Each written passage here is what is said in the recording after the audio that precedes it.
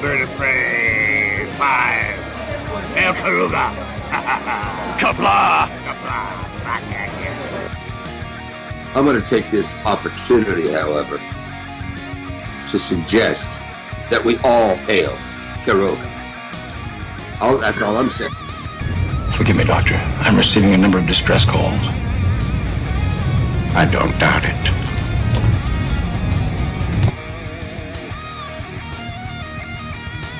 Y'all remember to tip your waitresses. Have a mighty fine night. If you come in peace, surrender or be destroyed. If you're here to make war, we surrender. Both good. The important thing is I'm meeting new people. When the appointed hour arrives, the Marauders will deactivate their cloaking devices and begin transporting Klingon shock troops directly to the landing zone. Landing zone? Where? Tell me. Why not? Your feeble weapons will be useless against us. We will kill all your males and take your females to mate with. All right. Now the Federation's taking over, whether you like it or not. You people, you've been running this planet like a piecework factory. From now on, it's going to be under one roof. You're going to run it like a business. And that means you're going to make a profit. Look at these 3 words written larger than the rest, with a special pride never written before or since. Tall words, proudly saying, "We the people."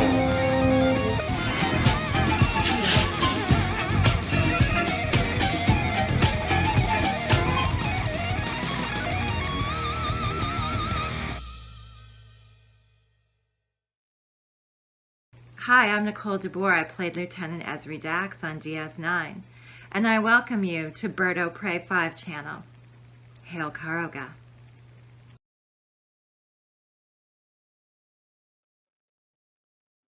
Hello world, it's Bird of Prey 5, Qapla, and welcome to BedLife for Friday, June 26th. 2024. Oh my God. It has been another week, and it has been a crazy week. A crazy week. First off, from Outlaw Bill, who's been a 40-month friend of Karuga member, says, last Friday in July, Qapla all, hail Karuga. Hail to you, Jedi, Outlaw Bill, 40 months a friend of Karuga. And Forza Jersey gifted a Bird of Prey 5 membership. Thank you, Forza Jersey. And Deej Odyssey got the gifted membership from Forza Jersey. Qapla Deej. Outlaw Bill says hello to Deej. And Forza Jersey with a $2 super chat says it ain't Friday till Bird of Prey 5 live streamed. Qapla. Thank you, Forza. Well, there we go. I am streaming, and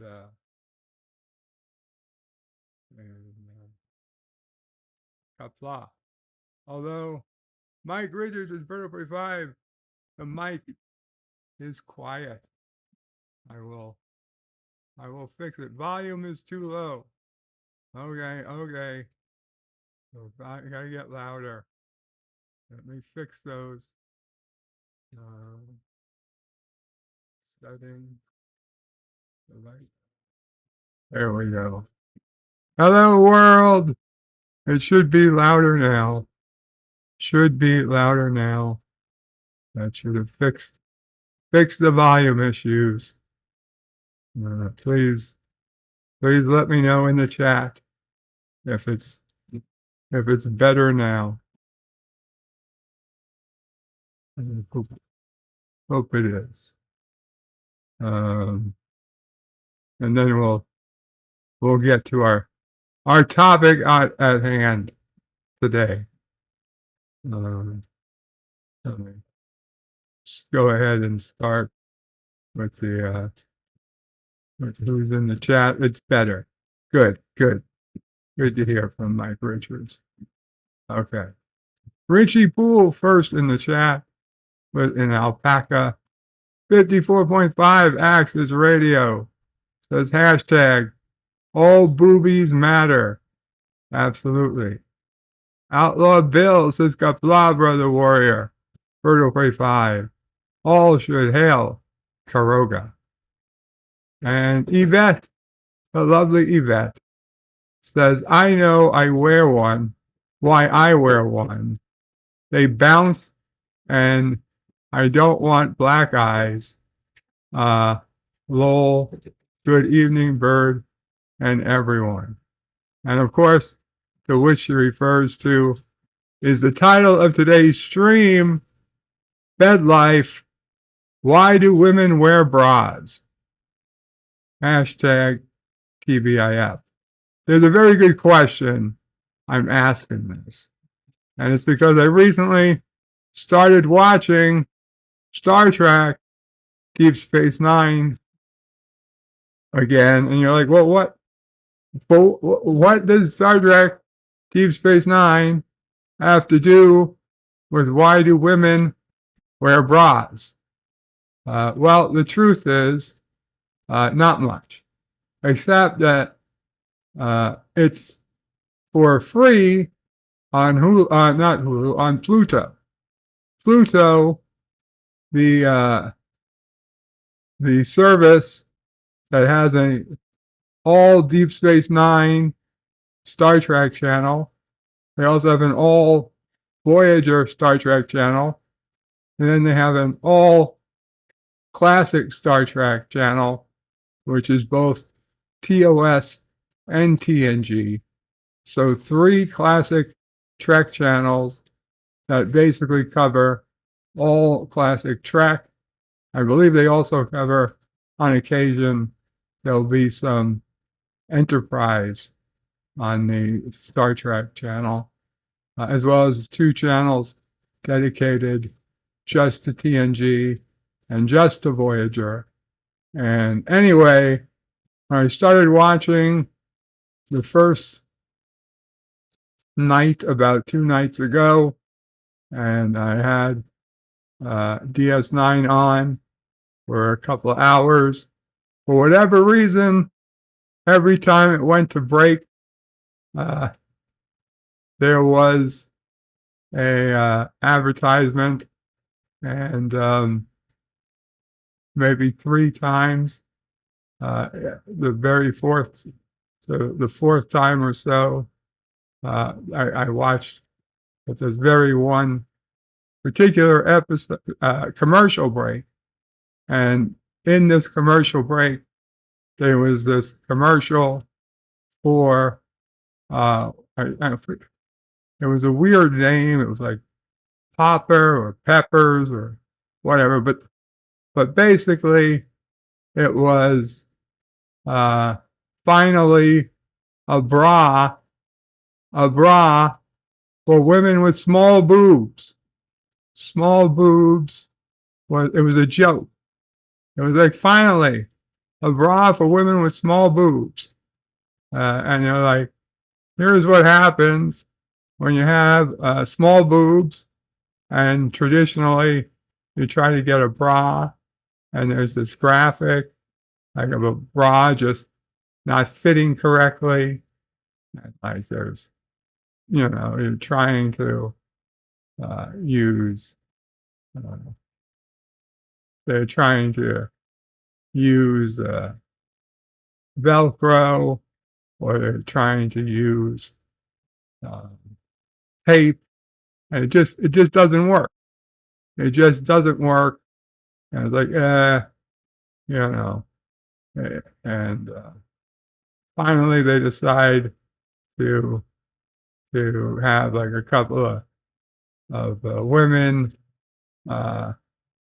order these new bras, and they don't need really be wearing a bra, from what I can tell. But they order these bras, and oh, it's great, it's wonderful, and it's like, why?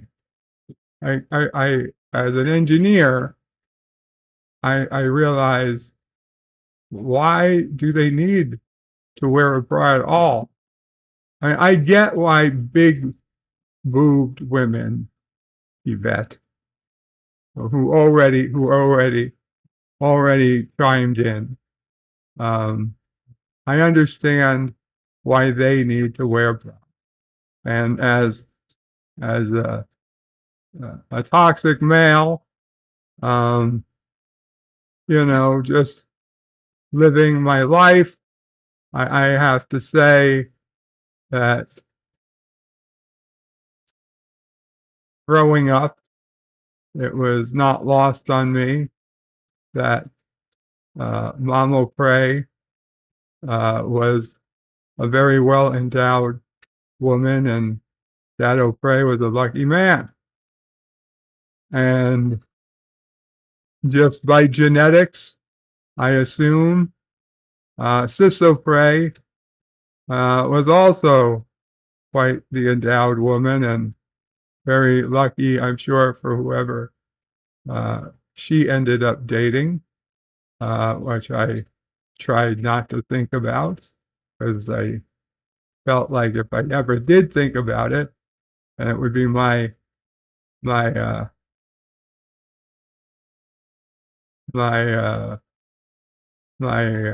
reaction would be my I can't help you out with that one. yeah, what's the word? It would be my it would be up to me to basically kick the ass of anybody trying to date my sister. But yeah, I guess it'd be an overprotective brother, but I'm sure Sis O'Prey wouldn't want me to do that. Although a couple of times she did, and she was happy when I would pick her up from a date that did not go correctly, and if God forbid somebody looked at her the wrong way after that, she was happy to have me in the condition I was before I got sick, that it never just stepping into the scene would kind of send any of her old boyfriends kind of scatter. They would scatter. They didn't dare. They didn't dare try to attack or take advantage of her once I was in the picture. But That brings up a lot. and with that, we'll be getting a Mama. Sure, Mama Frey, it's a short one, but it's worthwhile. Yeah, fits right in. Okay. LDG says hey to everyone. Welcome, LDG. Yvette says hello. Okay, Mama Frey. Okay. Oh, I say, before we get to Mama Frey, Miss Lundell's Groovy Movies says Qapla. Qapla, Miss Lundell. Daisy Bell is in the chat. Welcome, Daisy. Mr. Mike Richards says greetings from Columbus, Ohio. Greetings, Mike Richards. Forza Jersey is also in Free the Boobies. And Gorilla's Random Thoughts says Qapla. I don't know how long can stay. Very busy. Well, no worries, Gorilla. But I hope you're okay. And Deej got his gifted membership, so he should be doing good. Okay, Mama Frey, welcome. Well, hi all. It's Friday, so I wish everyone a happy weekend. And hello. I hope everyone is doing well. But I heard Bird speaking about being a protective brother and brought back memories from a long, long time ago. My first date. Well, first let me say I had 3 brothers, 2 stepbrothers and a full brother, whatever you want to call it. But technically, I lived in the house with 3 brothers. One was 5 years older than me, one was 6 years older than me, and the other was just about my age, my youngest stepbrother. And this very brave soul decided to ask me to the movies. And as I said, it was my first date. I was about 13. I don't think I was older than that. I'm sure I wasn't. But anyway, the guy that asked me on the date was a friend of my younger brothers. Younger. He was 7 months younger. We were the same age. Anyway, so now my 2 older brothers are in our basement, and my brother and this guy that asked me out are also down there. So my brother Steve says, "So I heard you want to take my sister to the movies." And this guy's name happened to be Steve also. He says, "Yeah." He says, "Well, I'll tell you. You need to get past me in order to take her to the movies." Oh, he thought he was a big shot at about 14 years old against my 17-year-old brother, or 18, whatever. And they're wrestling and dodging each other. And the guy that asked me out actually gets past my brother. But then, before he gets to the exit, my other brother steps in his way and said, "Now you got to get past me." Well, I was at the top of the steps just laughing at all this. He never did get past my other brother, but my brother said, "Yeah, go ahead, we're only teasing you."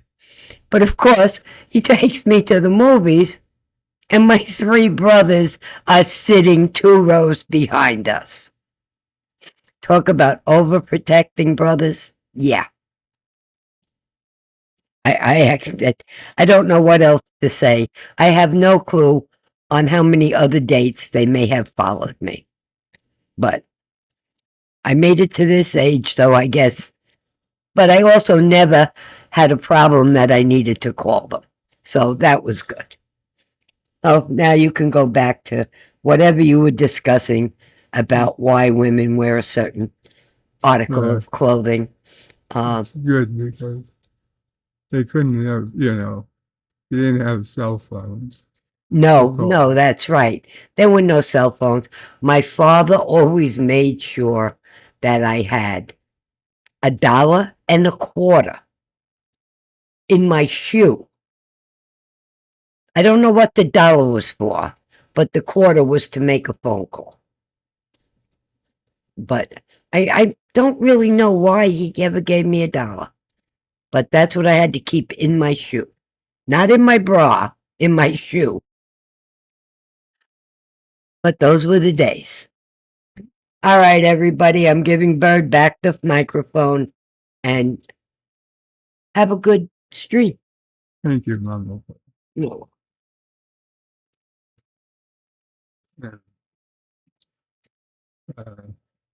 So the audio got better. Thank you, everyone. And so the question is, well, I put out there as to why do women wear bras, Stanley says to prevent sagging. Basically, if you Google why do women wear bras, that is the answer. It is to prevent the sagging of the boobs. But the thing is, those are for boobs of a substantial size.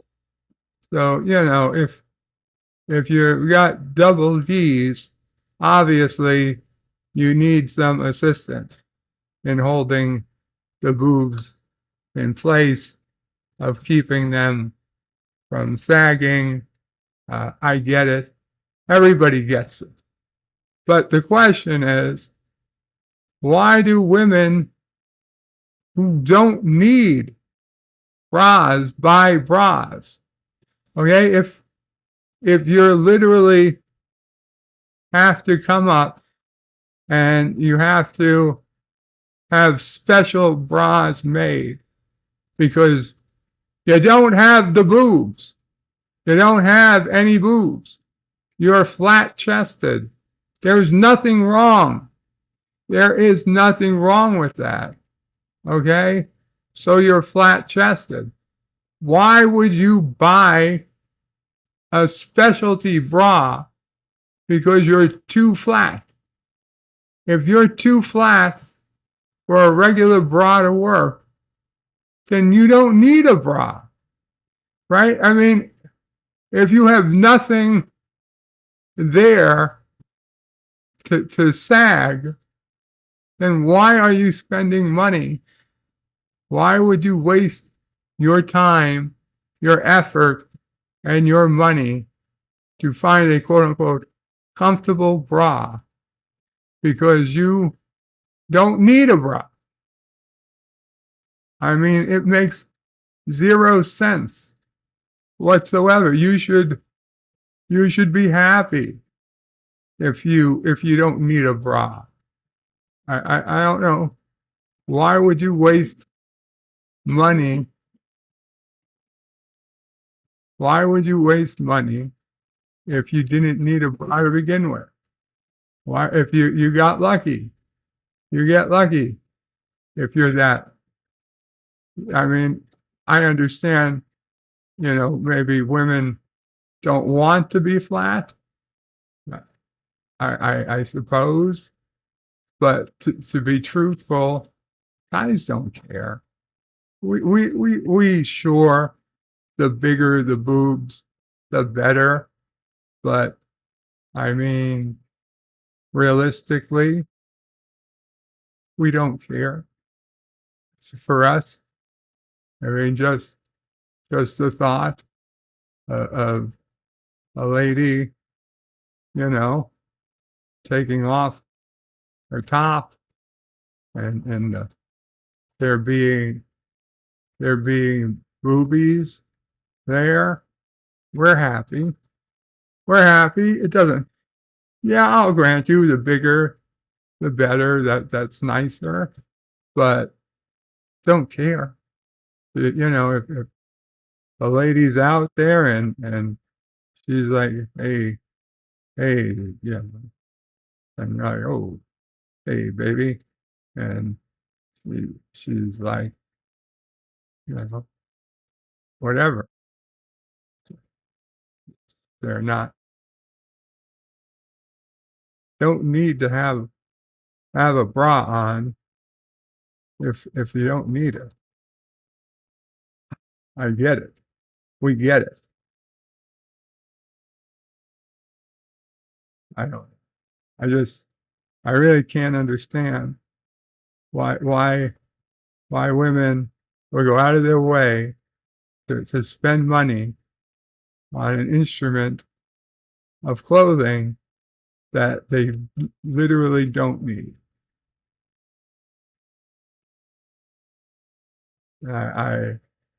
I'm confused. Maybe somebody can explain as to why this industry exists. Why is there an industry for people to buy bras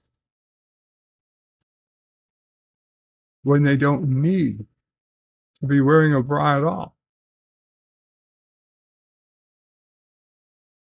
I don't know. Stan Lee is laughing and saying undoing. 47 Yorktown says, hello, young sir. Hello, 47. Mike Richards says, Bird, the enforcer. Mike Richards says, we love Mom Oprah, and emojis. Hakeem says, hello, Bird in chat. I hope you are all doing well. And Forza Jersey says, Mom Oprah is a queen. And Stanley says, sometimes the guys are just looking for an excuse to kick someone's ass. Lol. Addie goes places with Bolivian 50. Says requesting proof of life for the teddy bear. Requesting proof of life for the teddy bear. The teddy Bart bear. Addie goes, okay, excuse me. My good friend Addie. My good friend Addie with a Bolivian 50 says requesting proof of life for the teddy bear. Damn it, teddy bear. I don't know what teddy bear. It's a fake. And yet, it's a fake. It's a fake. So,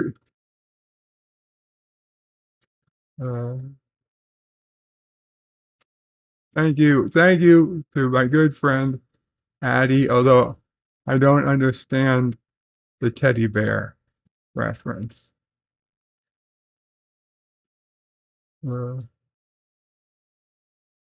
Stan Lee says, isn't it so they stay where they're supposed to be for longer at least? Stan Lee, if somebody has a flat chest, like literally a flat chest, they're like AA cups or whatever.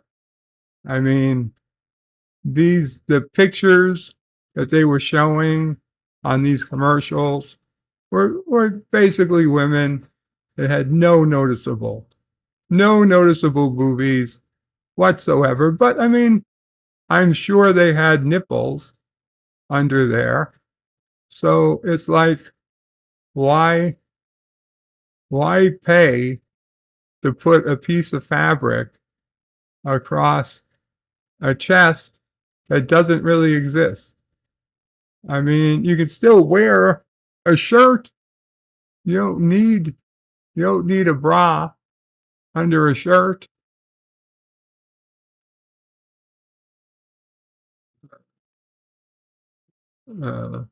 Gorilla says Stan Lee actually bras cause sagging. I don't know about that. Hakeem says, why don't big boob men wear bras? I'll tell you as somebody who was a big boob man, I don't want to wear a bra, but I wouldn't mind, and what I would often do was wear a really tight white t-shirt that would kind of hold everything in place and prevent the embarrassing movements of the boobs. Embarrassing,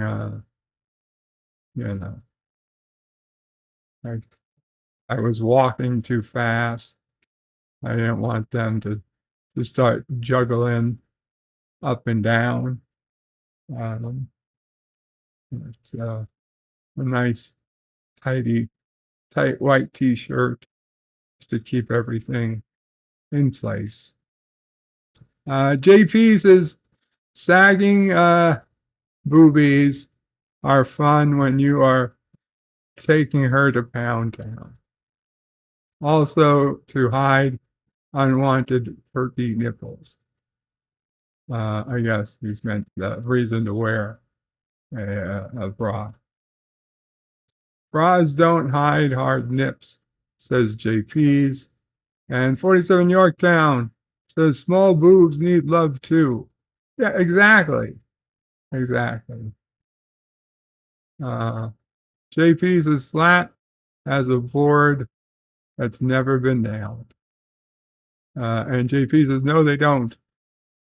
As long as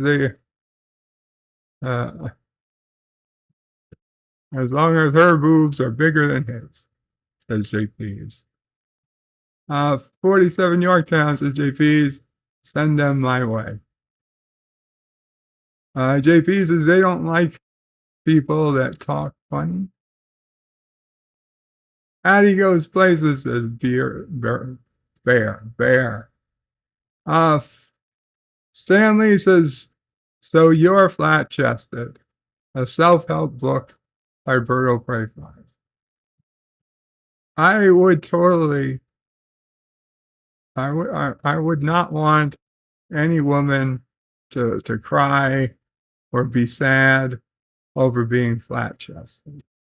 Yes, it's better to not be flat-chested, but there's nothing wrong with being flat-chested. You can still be an extremely attractive woman, even if you're flat-chested. I would certainly rather be a flat-chested female than a man, than a well above average chested man. But either way, you can deal with it either way. Forza Jersey says an A or B is basically optional. C and D cups go without bras if dressed with baggy clothes. No. I mean, I get anybody to go if dressed in baggy clothes, but as a matter of course, even once you get to the B's, you should certainly probably have some type of bra. That's probably why B starts with bra. Bra starts with B. But an A cup, no. There's really no reason. And anything less than an A, I don't know how they are. You certainly don't need to be wasting money on an A. Yvette says, I would also say it's psychological for a girl to get her first bra. She's growing up. At least that's how it came across to me. You see, that's what I'm thinking. Of course, psychological really means illogical. There's nothing that just means that it's like they're growing up. You want to say, okay, well, you're 16 now, time to buy a bra. It doesn't mean anything. That's like there's nothing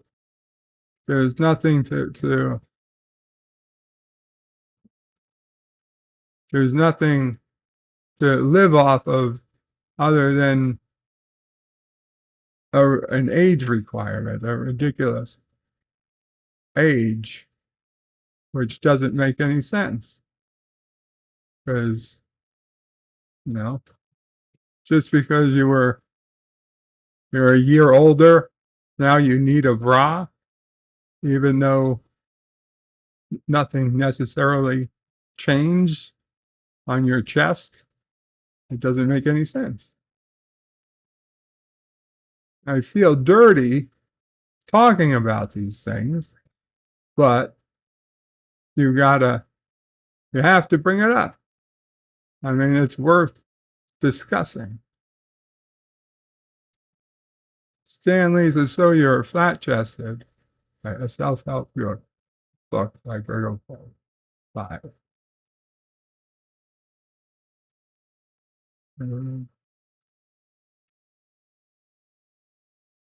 Addie Goes Places says that my good friend Addie sounds contrived. Fuck you. I'm trying to do my best, Addie.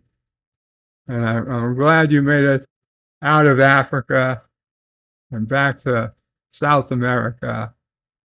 Hope you one day will make it home to the United States. But I know that's some ways away. And the border may or may not be open at a time you actually try to make it home. Forza Jersey says, besides support, most women wear bras to not have their nips show through. It's still considered not classy to show them. Well, I tell you, I wouldn't mind.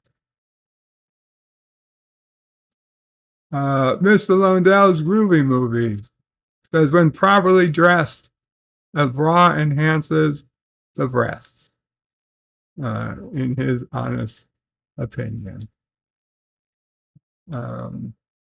Hakeem says some flat-chested girls are hot.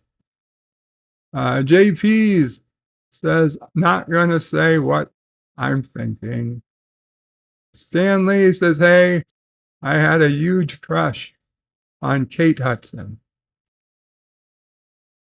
And he also says that even she eventually got a boob job after she was already a huge movie star. Stanley says, it's like boys who want to start shaving even though they don't have a beard yet. Exactly.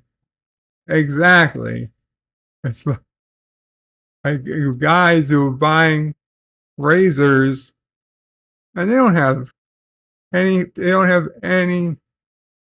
facial hair whatsoever, and they still want to just put on their face. They want to put on their shaving cream and shave, even though there's nothing to shave. But they do it.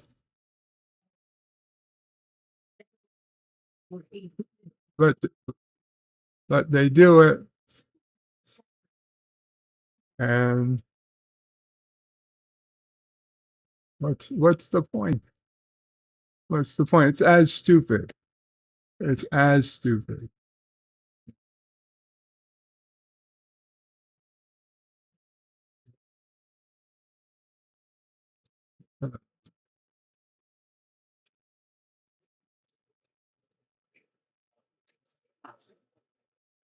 Stanley says, saving flat-chested chicks some money.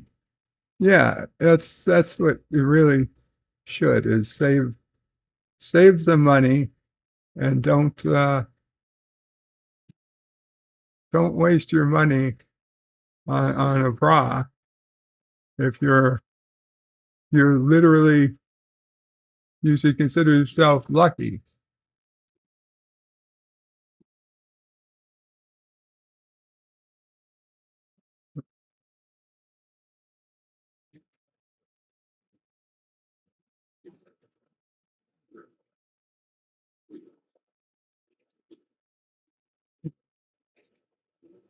JP says some of us started shaving at 16 because we had to.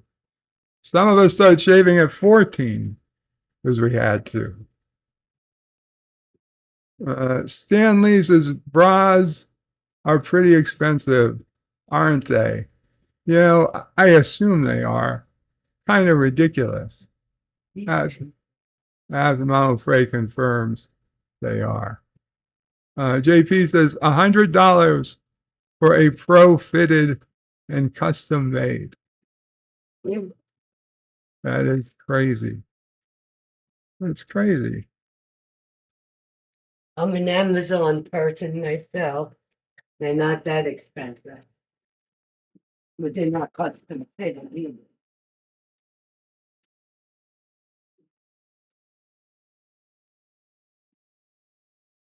Mama Frey says she's an Amazon person. They're not that expensive, but they are not custom fitted for her. I guess that's where Mama Frey gets her bras from these days. Not something I've ever asked about, but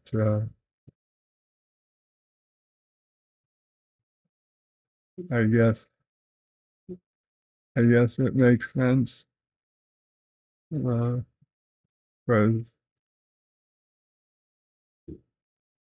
Mama Frey needs Mama Frey certainly must have a supply of places to get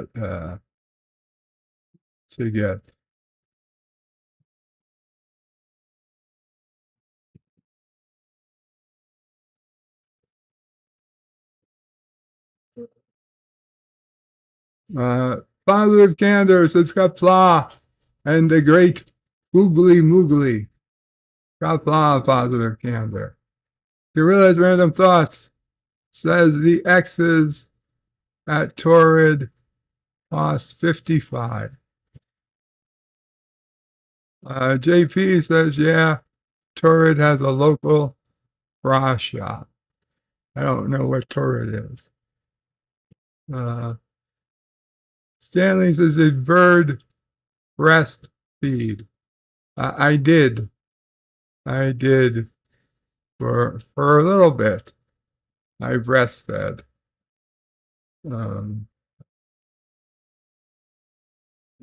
Funny thing is, I was able to breastfeed, but Sisso Prey was not. I had unfortunately had a medical scare as a baby, and it as the doctors told Mama Prey that women are like cows, and if you scared a cow, they stopped producing milk. And my scaring Mama Prey by getting very, very sick scared her, and she dried up.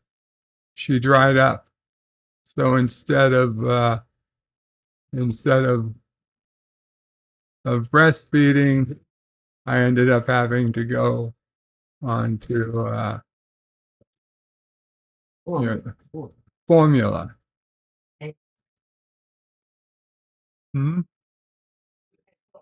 Yeah, I was saying I had both formula, and I started off being breastfed, but then you dried up. Oh, it was Diana.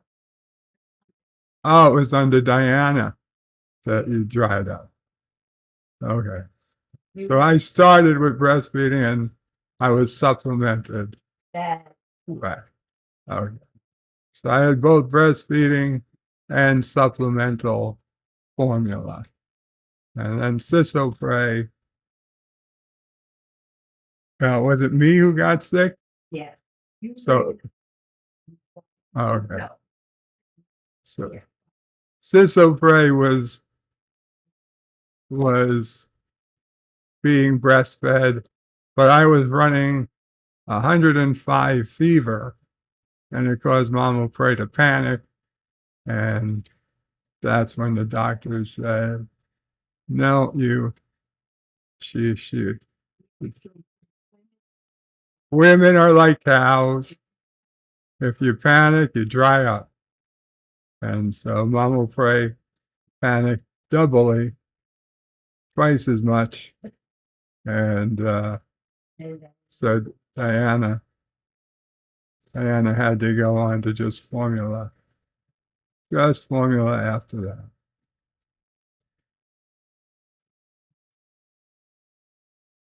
And I mean, Sissofre. Mike Richards says, "May the gods protect us from a dirty bird." Stanley says, "Put those milkers to use." Stanley says, "Mike Richards, you have to be careful choosing the right words when discussing your sister's boobs." No, not at 6 years old. I don't think I wasn't milk. I wasn't drinking milk. Was I? What? No, I of course I wasn't. Wasn't 6 years old. No, I was given up by 2. Yeah, by 2 years old. I wasn't 6. No, Sissofre had started Mama Prey, but I was 2 years old. So Sissofre by that time was, yeah. I think it lasted like 8 months or something. Yeah. I was weaned off by 8 months.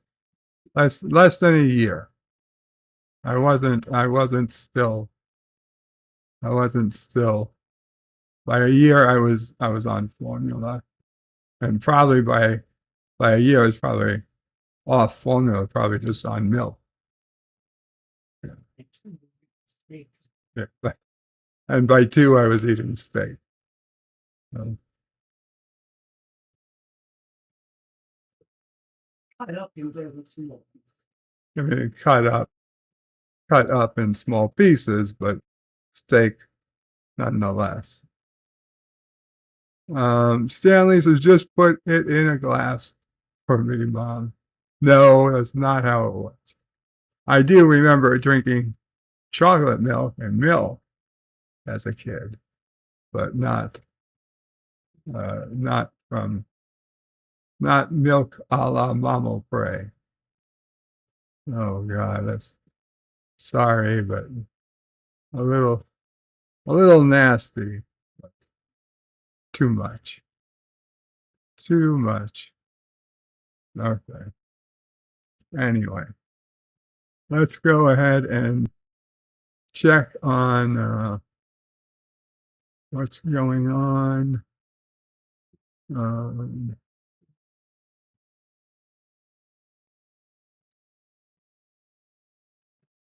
The calendar day.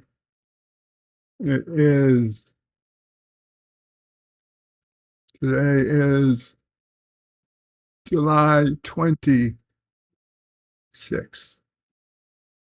July 26th. And it is National Aunt and Uncle Day. National Aunt and Uncle Day. Usually I've checked these days ahead of time, but I didn't today. So any day we find is going to be a surprise to me and to you. Auntie's Day. Learn about how aunties spend their special day with their nieces and nephews. Remember growing up, we had our aunt, favorite aunt, our aunt who was always our aunt, and then our aunt who was our aunt by marriage, and aunt on the other side of the family, who unfortunately didn't stay with us on this side of the mortal realm as long as we would have hoped.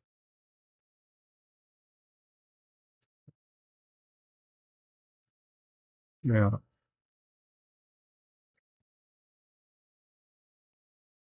Auntie's Day. It's Darwin Show Day. I don't have any idea. Darwin Show Day comes with unlimited fun and exciting activities. Unlimited. Unlimited. Fiesta de Santa Ana in Nicaragua. It's Holistic Therapy Day. Strengthen your mind, body, and soul, and live a holistic lifestyle this holiday. It's Liberia Independence Day.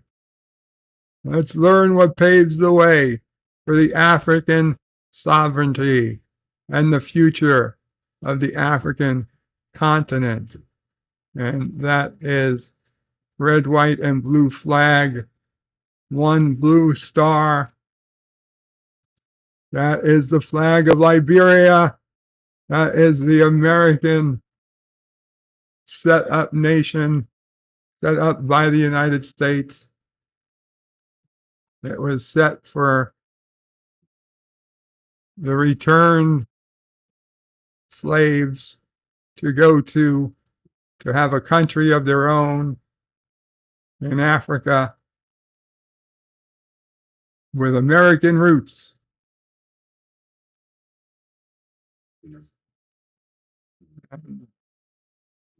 So was born Liberia. Liberia Independence Day is commended on July 26th every year by the African Republic of Liberia, formerly a United States colony. The country was founded in 1822 as a haven to house and settle freed African American slaves. Liberia became the first African republic to declare independence after adopting its constitution in 1847. Liberia has had a turbulent history since then, which has hampered its progress as a nation. Consistent growth in the country's political and economic structures, on the other hand, has sparked hope for the future. The history of Liberia independence. The Republic of Liberia was initially founded as a settlement for Africans who were freed from American slavery.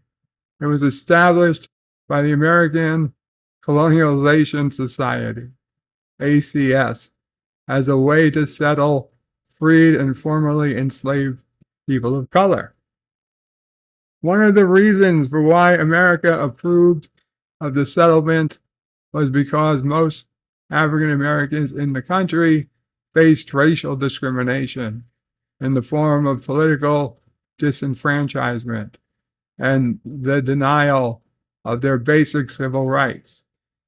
Powerful slaveholders, particularly those in the American South, initially opposed the move, but viewed it as a way to prevent possible slave rebellions in the future.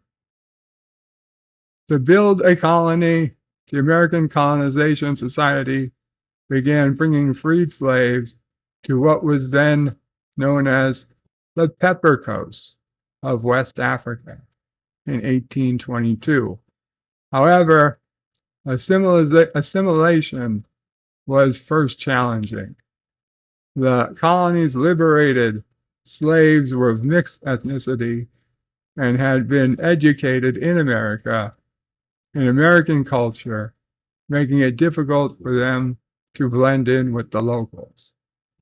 Between 1822 and 1861, thousands of freed slaves were relocated to the Pepper Coast, and by 1824, their colony was named Liberia, or Land of the Free, which is why economic growing over the next 22 decades, with its economy growing over the next 22 decades,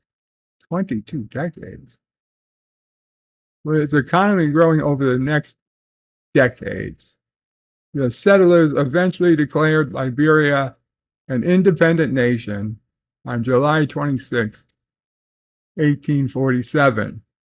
It was the first African nation to declare independence, and it's the continent's oldest republic. The United States, however, only recognized its independence in 1861, following the succession of southern U.S. states into the Confederacy during the American Civil War, partly due to American backing. Liberia was spared from European colonization in the 1880s, becoming one of a few African countries to do so. However, the country's post-independence history was not without its troubles, since wars from neighboring countries, as well as numerous civil wars proliferating in the 20th century, have torn the country apart. However, the country has steadily recovered from its tumultuous history and is turning to the future with renewed hope, despite many socioeconomic and development challenges still to be addressed. Liberia Independence Day timeline. Liberia, established as a colony, 1822, 1847, becomes independent. 1861, U.S. recognizes Liberia's independence. 1989, First Civil War. 1993, Second Civil War. Wow. Liberia Independence Day facts. What languages are spoken in Liberia? English. Liberia's primary language is English. However, more than 24 indigenous languages are spoken in the country, as well as a whole bunch of others. Who gave Liberia independence? Well, God, but short of that, the United States. Independence was granted by the United States in 1847, and Liberia aided Britain in its efforts and the illegal West African slave trade. Official U.S. diplomatic recognition came in 1862 with the backing of the United States. Liberia kept its independence throughout the turmoil of the 20th century. And is Liberia rich or poor?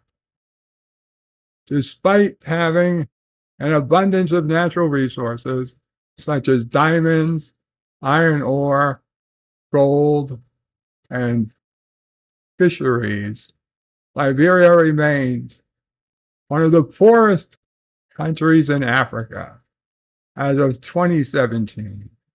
More than 1.6 million live below the food poverty line, and its economy is slowly recovering from decades of civil war.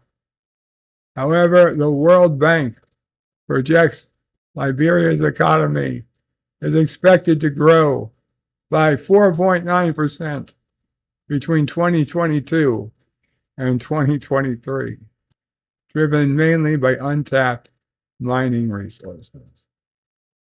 It doesn't even seem like all that much.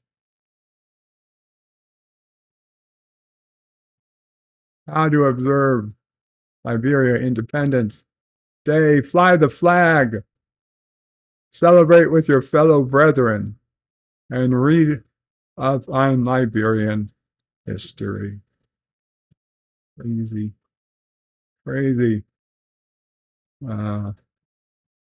National All or Nothing Day. Stop thinking about what something you have been wanting to do finally and just do it. I don't know if that works out as good as it sounds. National Bagel Fest Day. National Bagel Fest Day is the perfect day to munch on some yummy bagels. National Coffee Milkshake Day. It's hot, you love ice cream, and you can use a caffeinated sugary boost. National Coffee Milkshake Day.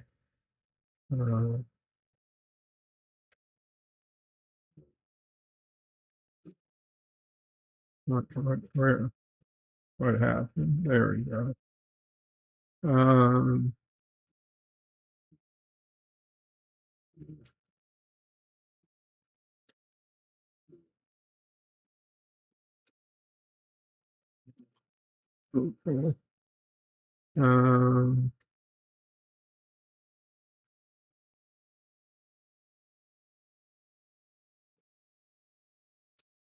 National Coffee Milk Day.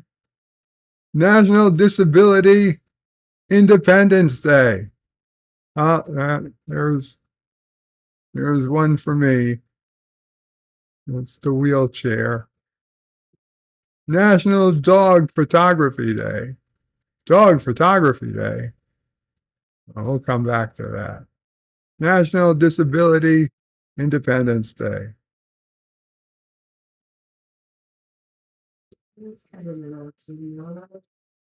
An oxymoron? I'm afraid says that's kind of an oxymoron.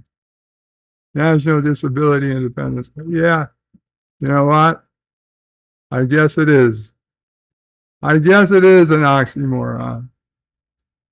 You got a picture there of a man in a wheelchair celebrating, but I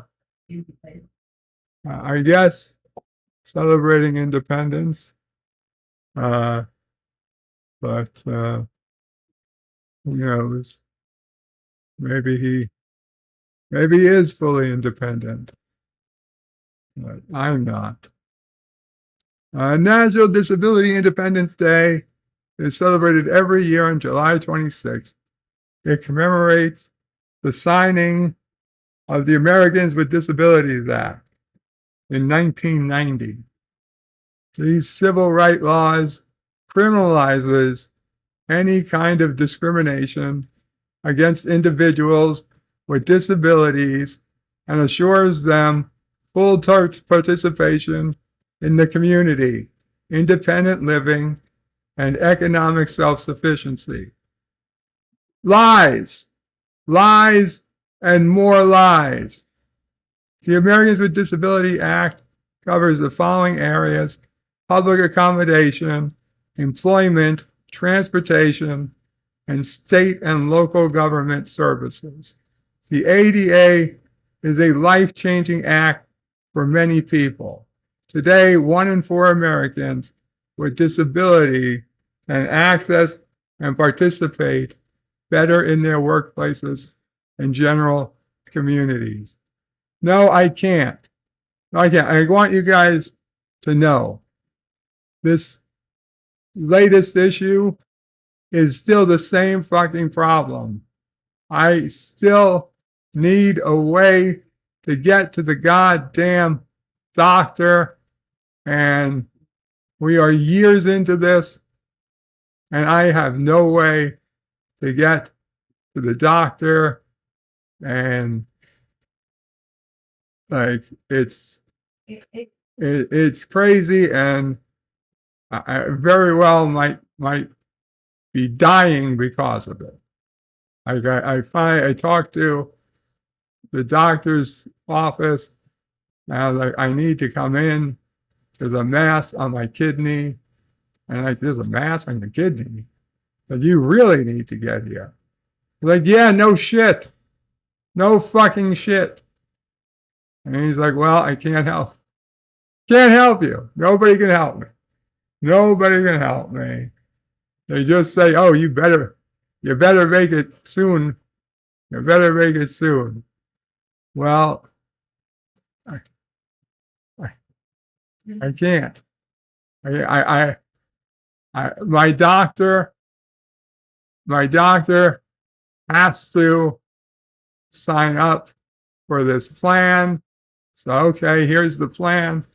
For some reason, I have to send my doctor this link for her to go to sign up and sign it and do that fine.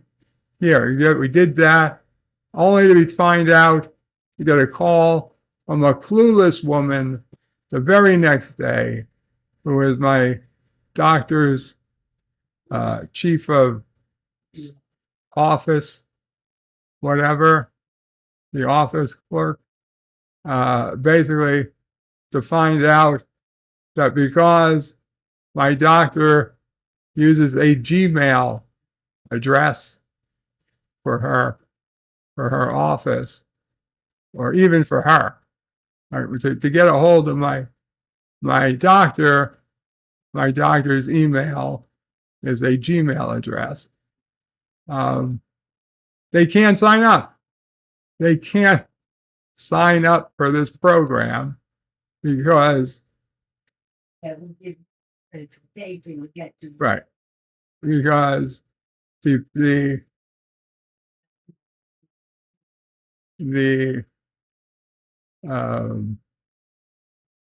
company that runs this website has a policy that they only accept, custom email addresses.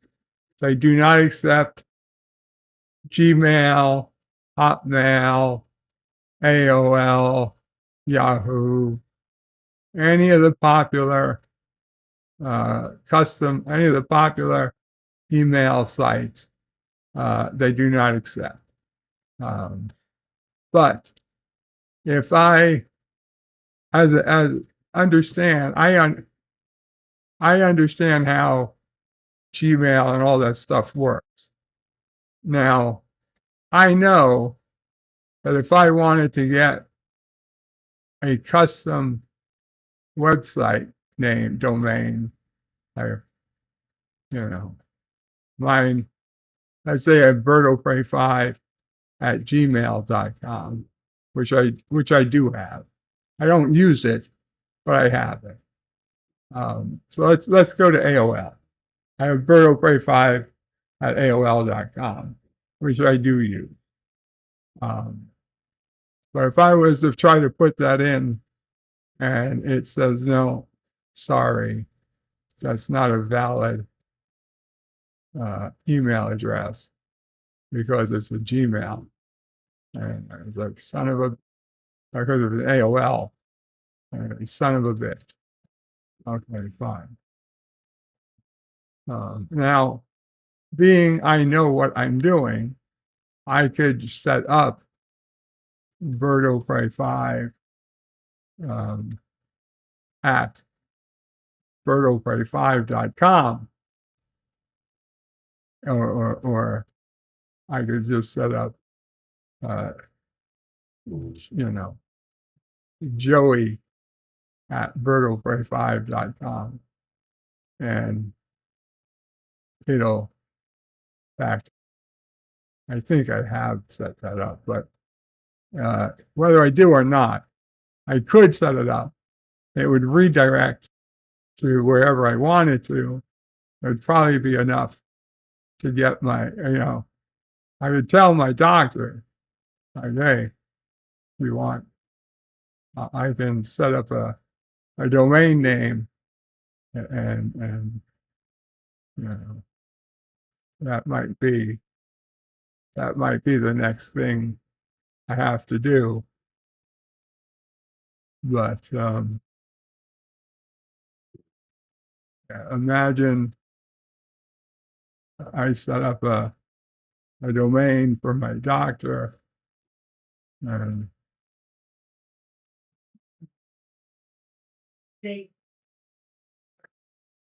that would at least give her a chance, perhaps, to set up and yeah. You're getting off, Joe. You're getting off. I know you're making sense. The whole thing. Right. Okay. Yeah. The whole thing is They are only accepting doctors. they're only accepting. Well, right. They're not accepting independent doctors. They're only allowing email addresses that are part of a facility.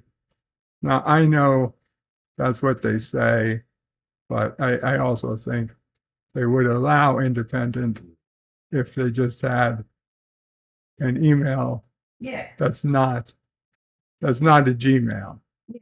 Right. So if I set up, I have to talk to my doctor, I have to set up an email address for them that would redirect to them, and that they may go ahead and accept that and see if that works. I really don't want to have to volunteer my time to be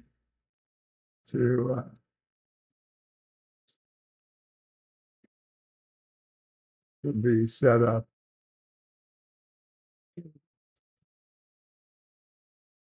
Why? There should be something other people deal with. Shouldn't be up to me to get the.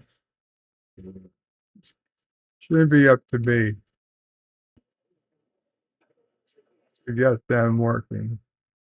Whatever. No, it's not our benefit.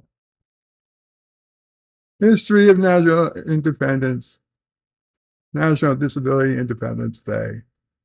The American Disability Movement started in the 1960s, aiming to resist the age-old notion that people with disabilities are defective, and as such, need to be segregated from civic life. The movement was inspired by the broader civil rights struggles of the time.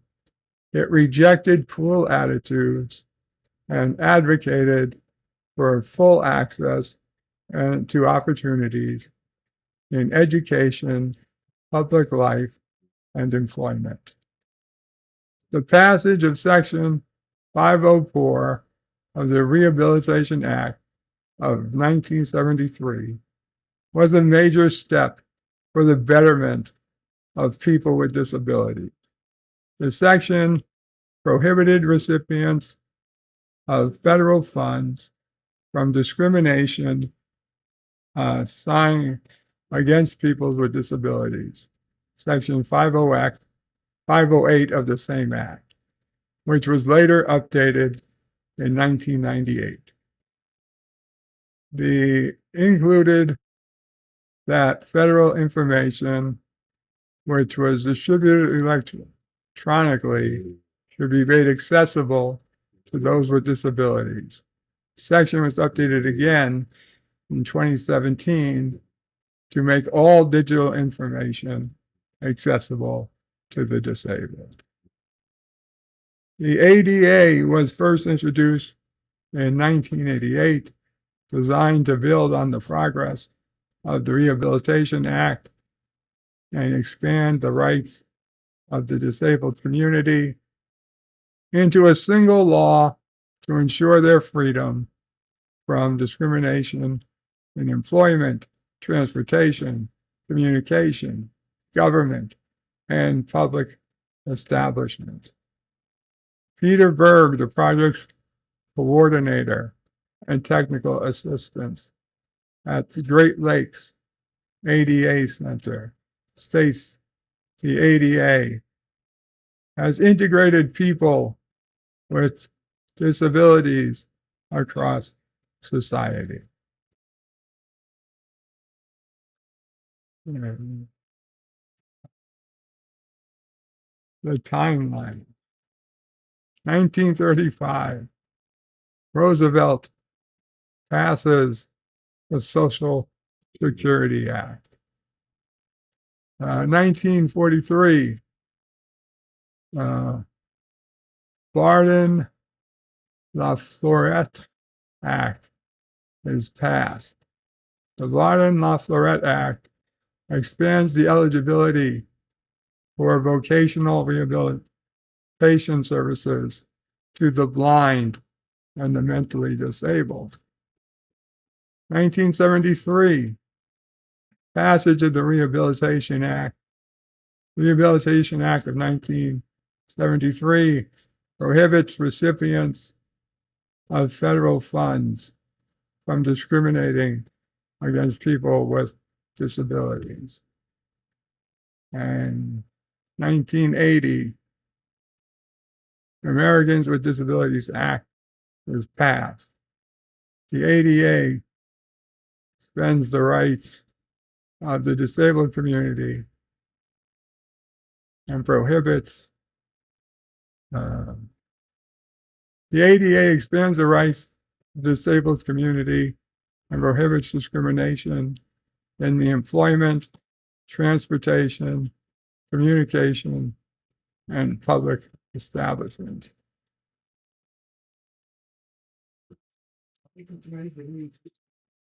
Yeah, we're going to go to the chat in a second. Which president signed the Disability Act? President George H.W. Bush signed it in 1990. Who started the ADA?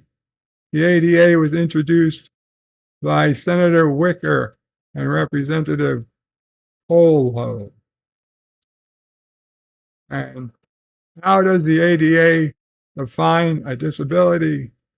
The ADA defines a disability as, quote, a physical or mental impairment that is substantially limits a major activity, a major life activity.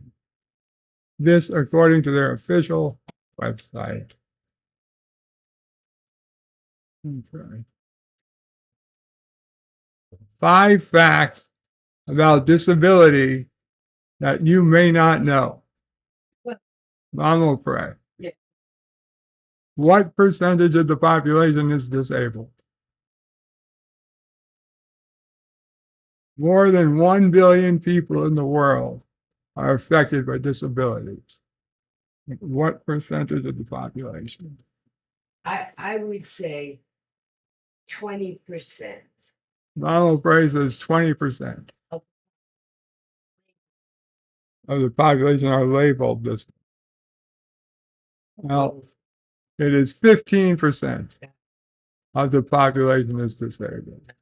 I would say 50% is disabled if you consider intelligence. Yeah, I'm going to say having low IQ is not a disability. Right, Mama Prey just said that. Having a low IQ to Mama Prey is not a disability.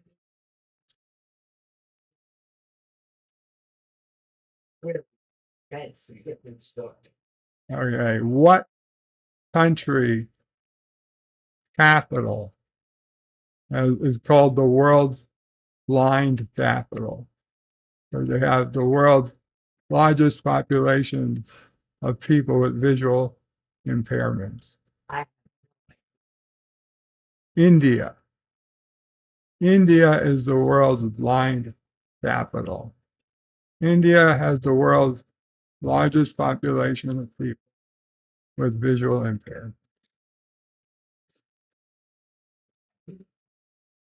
3, there's no question. I can't form this into a question. Disability correlates with unemployment. According to the WHO, employment rates are lower in disabled men than in non-disabled. Of course. Who would have thought? Well, All right. All right. Question 1 says 15% of the population is disabled. Question 4 is a statement that says 19% of people have a disability. 15% of people are disabled, but 19% of people have a disability. And there's 1 in 5 people in the US, or 49.7 million people, have some kind of disability. So that's 15% of the world is disabled, but 19% of the US is disabled. And that would be a lot closer to the 20% that you, Mama Prey, estimated. Yeah. So being Mama Prey, I don't think has ever left the United States. Is there one more or that was it? There's one more. Right. 5, many disabled people are not assisted. In the US, 70% of people with disabilities rely on friends and family to assist them for daily activities. And 40% of them do not have any assistance. So I guess I'm one of the very lucky, 70. All right. Got me back here. Oh, I'm sorry. I've got to get this out. okay. Yes, Mama Prey. Hi, guys. Sorry to interrupt again. But on the subject of disability, most of you know that it has been about a year that Bird was going through finding a lawyer, getting a lawyer, doing all sorts of jumping through hoops if he could, to get to the point that we finally got some help for him in the house. Okay, great. But understand one thing. When he first was hiring the lawyer, one of the first questions we asked were, if he gets approved for Medicaid, does he have to change his original Medicare plan? The original Medicare allows him to choose his own doctors. And come on, he's been in this bed for 15 years. He has a few really good doctors that will come to the house. And doctors, dental, he's had this set up, and that's important. So the lawyer told him, absolutely not. You can keep your original Medicare and your supplement, and you get Medicaid also. So after almost a year of jumping through hoops, we get to this point, and we're thrilled. And he's got some really good people coming in to help. Of course, 2 of them are going on vacation this week, but that's beside the point. Now, Medicaid pays for transportation to doctor's office. Medicare always covered emergency ambulance. Okay, great. Now we're going through trying to set up the doctor to get to the doctor's office through Medicaid. And this is where you hit the blockade. It cannot be an independent doctor that signs you up. They need to be connected to a facility. So it comes down to, well, yes, New York City has a managed care program, and they'll set you up with supplies, but you have to join it. In order to join it, you have to give up your original Medicare, go on to their plan, and now your choice of doctors is taken away from you.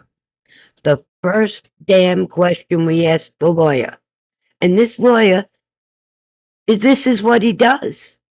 He's supposed to know all this. So his choice now is to keep his original Medicare and pay a couple of $1,000s to go to a doctor's office.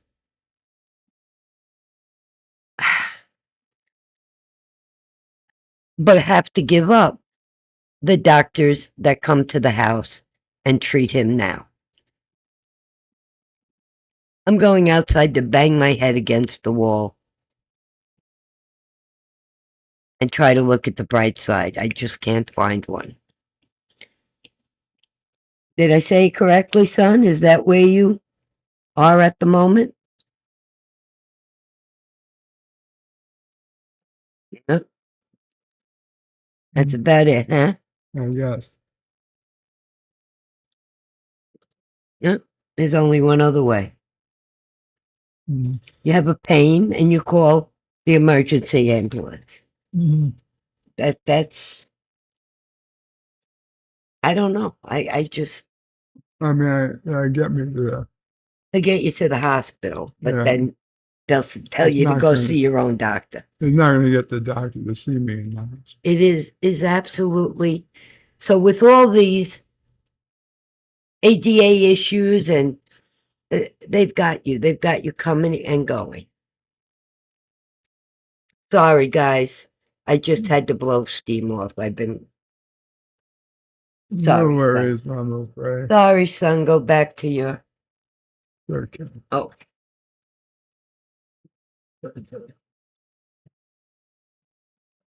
all right, Bessie. You want to go out this time? I'm going to go back to the chat. Where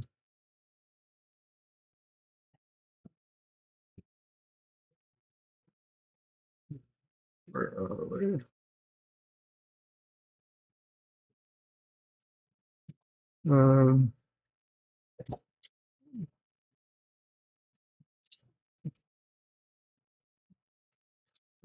Mike Richards.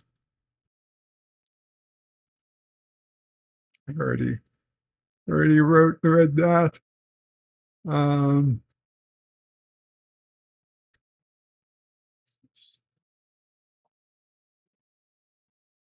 Stanley's is Mike Richards. You have to be careful choosing the right words when discussing your sister's boobs. Just put in a glass for me. Outlaw Bill says the 2024 Olympic Games begin today with the opening ceremony. Yes, it does. I had it on earlier. but I haven't been watching. Mike Richards is the Pepper Coast of South Africa. Should not be confused with the Salt Coast of Kurdistan. Mike Richards is do beagles like bagels. Of course they do. Beagles like all types of food. And Mike Richards with the Berto Pray 5 rant. Hakeem says that's a shameful how bad the healthcare system is. It's incredibly ridiculous how stupid the healthcare system is. Jim's Landscape LLC says hello. Hello, Jim. And I saw you. I saw Jim.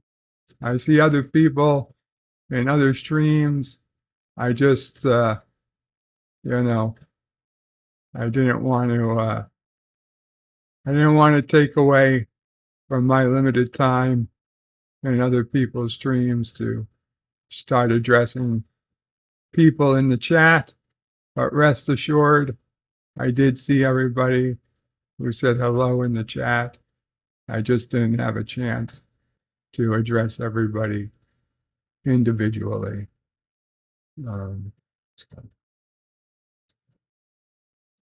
But thank you.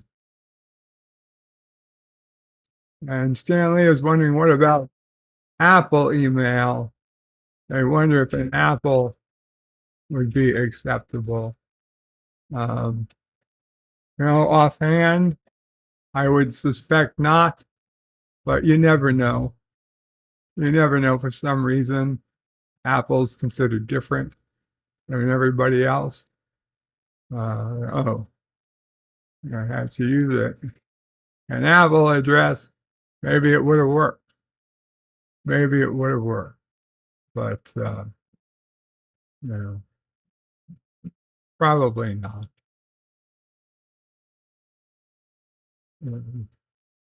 I don't know that it would be compatible. I don't think so. What is their reasoning? Security? I assume their reasoning is security, but I honestly, I can't tell for sure. And I know I could argue with them that it's really no different. If I paid Google, they could set up a Gmail account. They could set up a Gmail account with a custom domain name. So it's really that, and I don't even need to be able to do it myself. That's something they can do for me. It would cost, a few more cents, literally, than maybe over the course of a year, than nothing.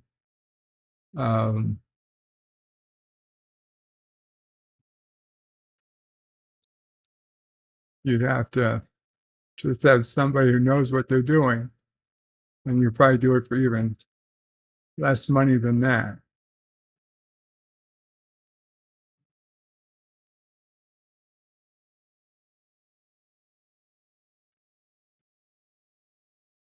Stanley says they wanted to make sure you have a real job with insurance.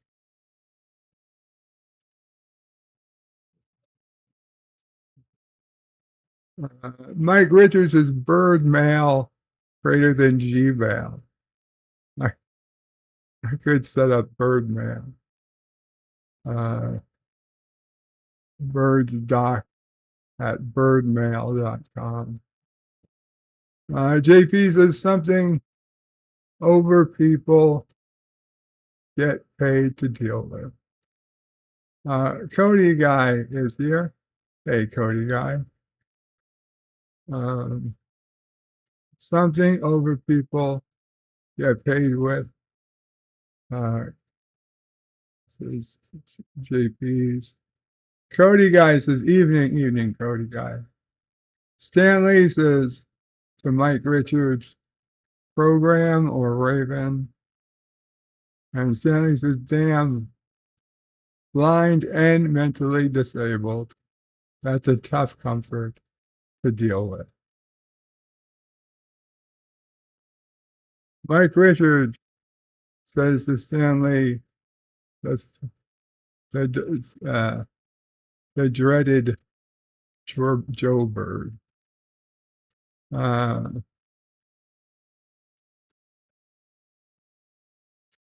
Stanley says, I heard that guy was a basket case, more like 90 to 95%, says Stanley. Mike Richards says IQ challenge.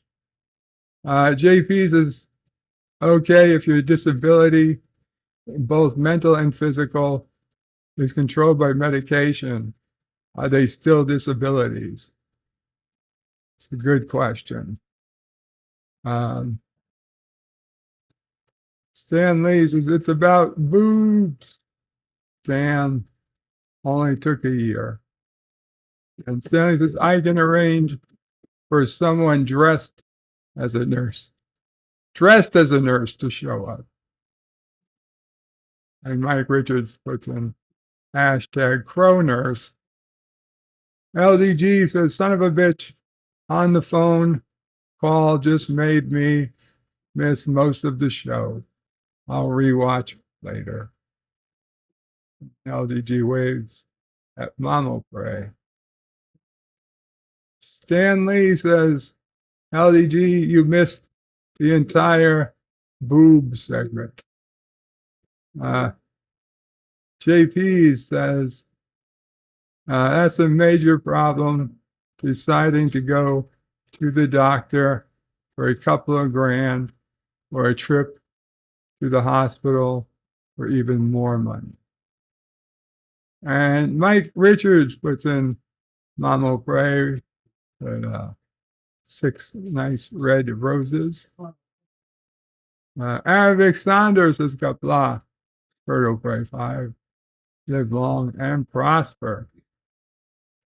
Mike Richards says bird plus lurking equal blinking, equal biking. LDG says, I missed the boobs. No worries. I'll go to it later after. And JP says bird mail would be awesome. It would be exactly the same as Gmail. But, anyway, that's what it would mean. Let's go ahead and we'll go to the news, and then we'll go to Dear Bob. Okay. Rotting apple. NYC's stinkiest summer in years. With complaints soaring. Great. The real life up house for sale surrounded by skyscrapers.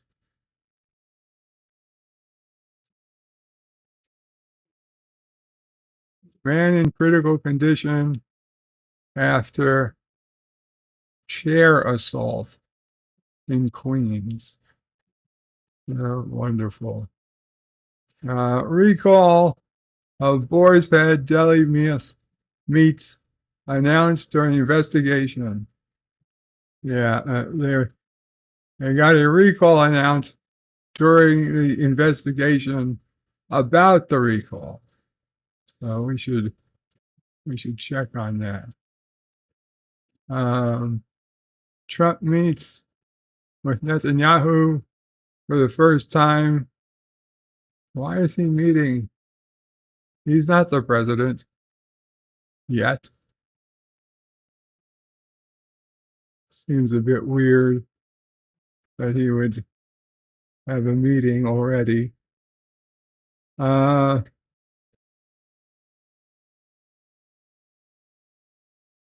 fake trip and stunning betrayal landed top cartel leaders in U.S. hands. New poll shows Trump and Harris tied in key battleground state, close as can be.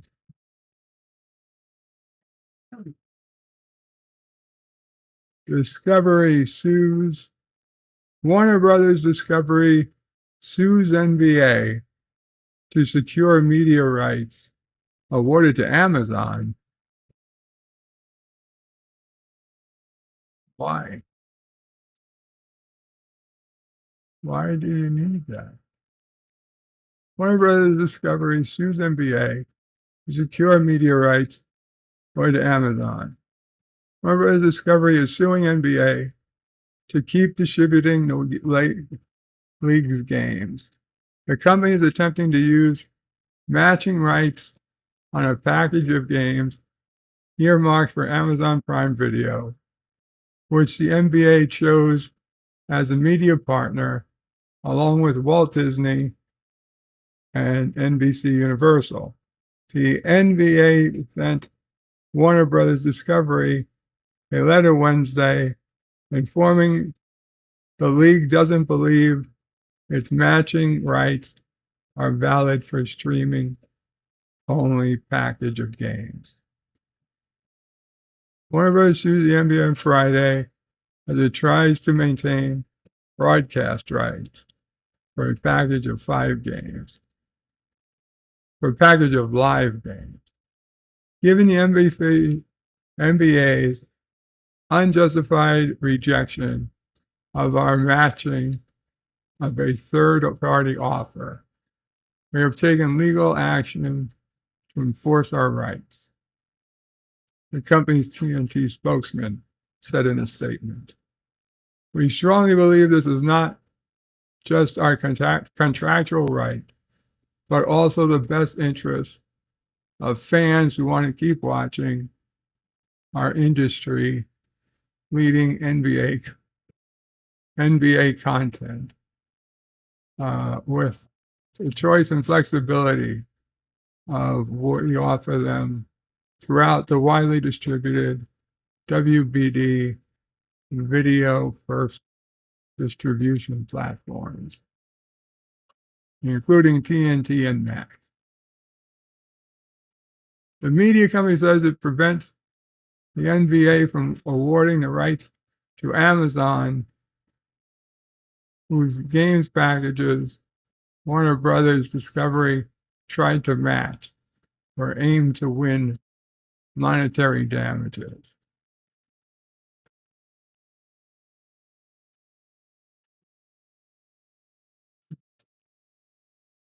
Okay. Whatever.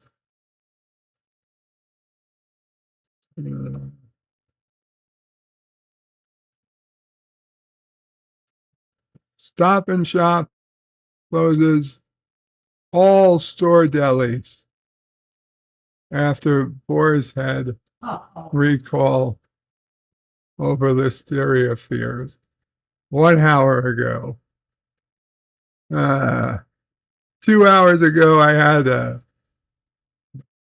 Boar's Head low sodium bologna sandwich from Stop and Shop.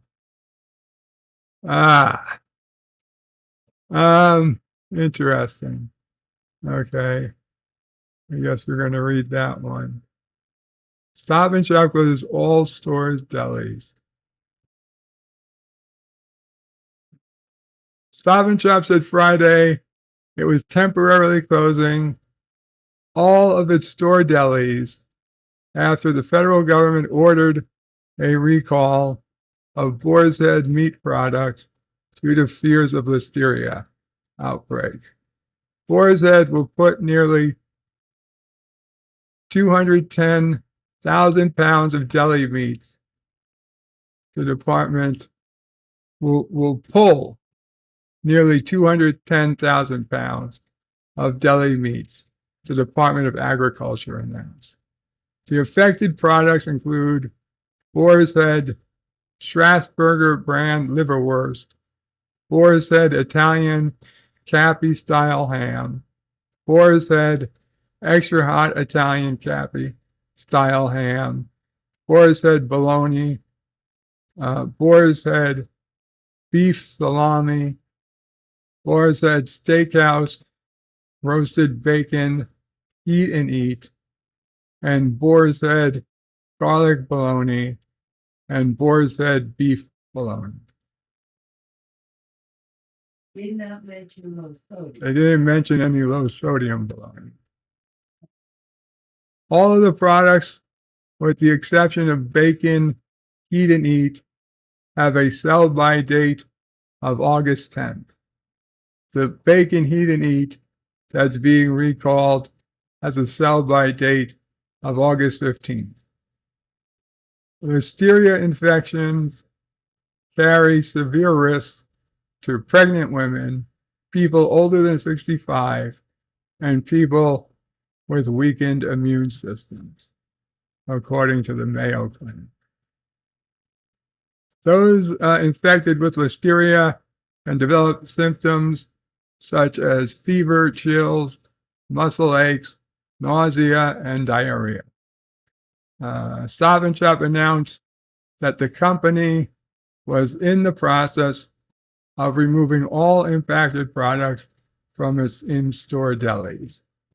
The company said that it would also discard all meats and cheeses that may have been sliced or prepared in the same area as affected products out of an abundance of caution.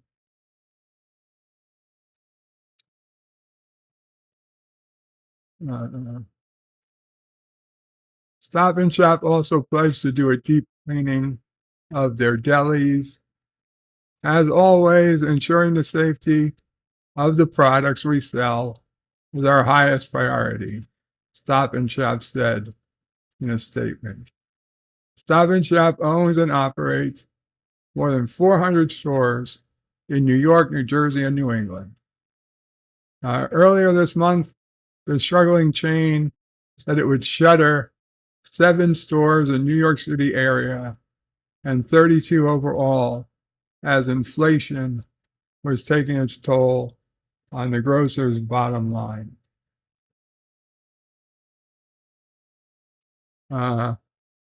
Fears of listeria outbreak prompted Boar's Head to recall hundreds of thousands of pounds of meat. Stop & Shop, which is owned by the Dutch conglomerate Ahold Delhaize,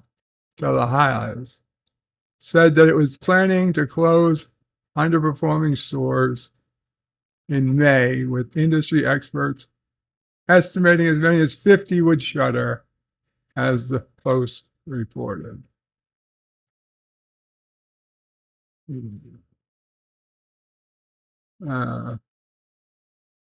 Their Quincy mass-produced company will close 4 stores on Long Island, in Greenville, Hempstead, East Meadow, and Coram, along with 1 location in Brooklyn and Westchester and Rockland counties by November 2nd.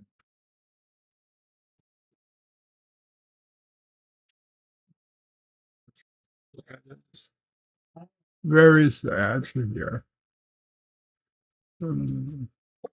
Pretty sure I've been to that. Pretty sure I've been to this one.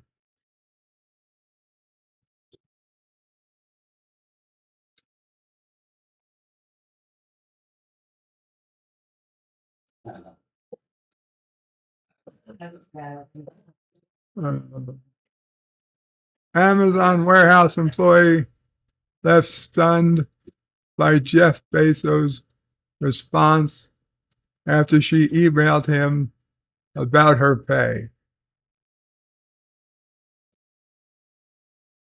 The hated Star Trek character everyone finally loves. If that's Wesley Crusher, then they have a lot to learn. Okay, this is not Captain Picard. This is Jeff Bezos. Amazon warehouse employee left stunned by Jeff Bezos' response after she emailed him about her pay. The employee sent an email to Bezos after realizing she had been underpaid. An Amazon warehouse employee was left stunned by Jeff Bezos' response when she desperately emailed him about her pay. Tara Jones, who worked in an Amazon warehouse in Oklahoma, sent an email to the founder back in 2020 when she discovered she had found out she'd been underpaid. Tara was missing $90 of the $540 she was owed while she was on medical leave. The issue kept happening, however, and even though she reported it, Tara was so frustrated that she ended up emailing Amazon founder Bezos, telling him she was in tears.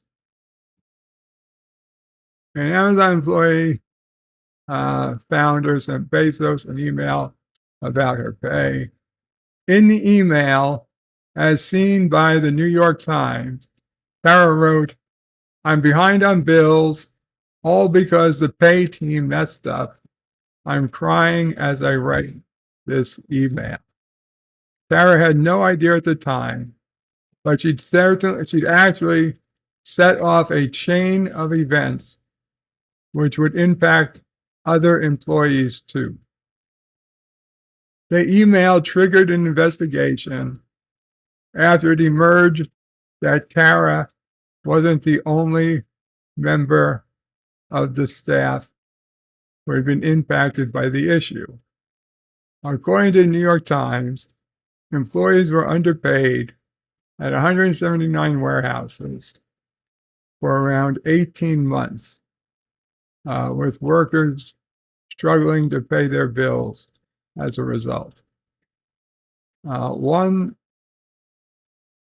to the New York Times, employees were underpaid at 179 warehouses for around 18 months. One worker said they had their car repossessed, while others claimed they were fired after software reported their medical leave as absences.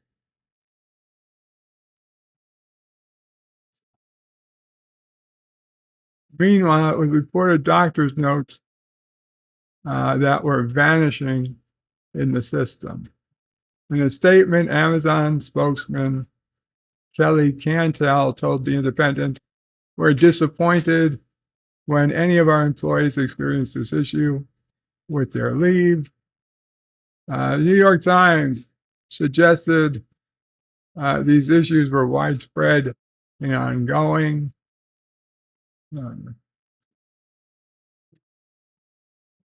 They are now.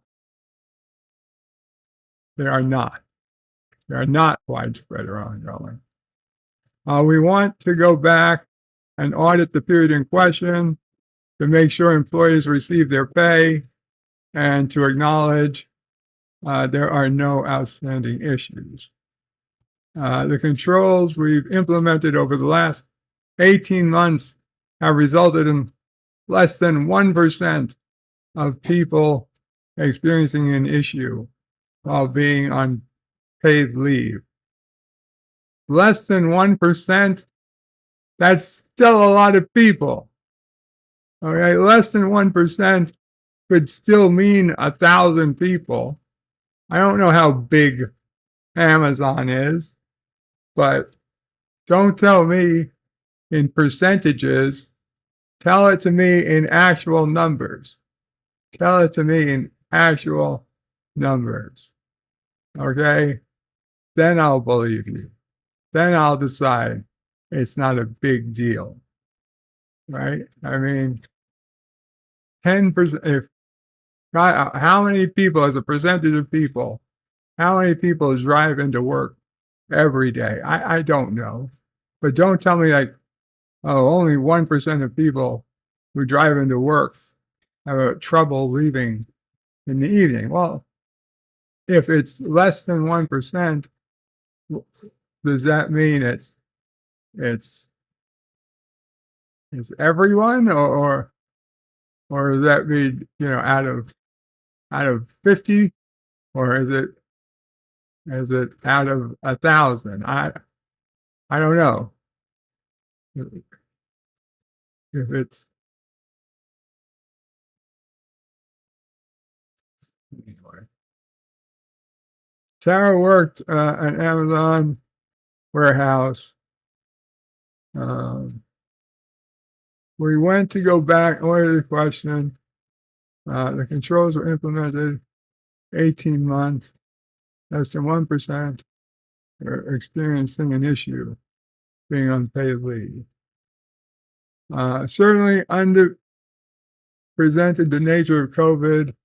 They put a strain in our systems, ability to keep up pace with demand, hard work, investigating, inventing to do better every day.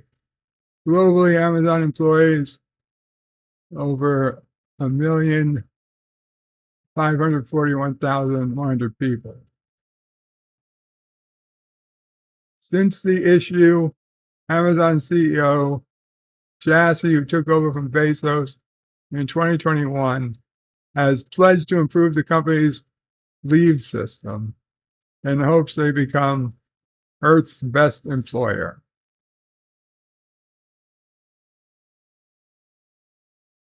Where did actually Bezos speak?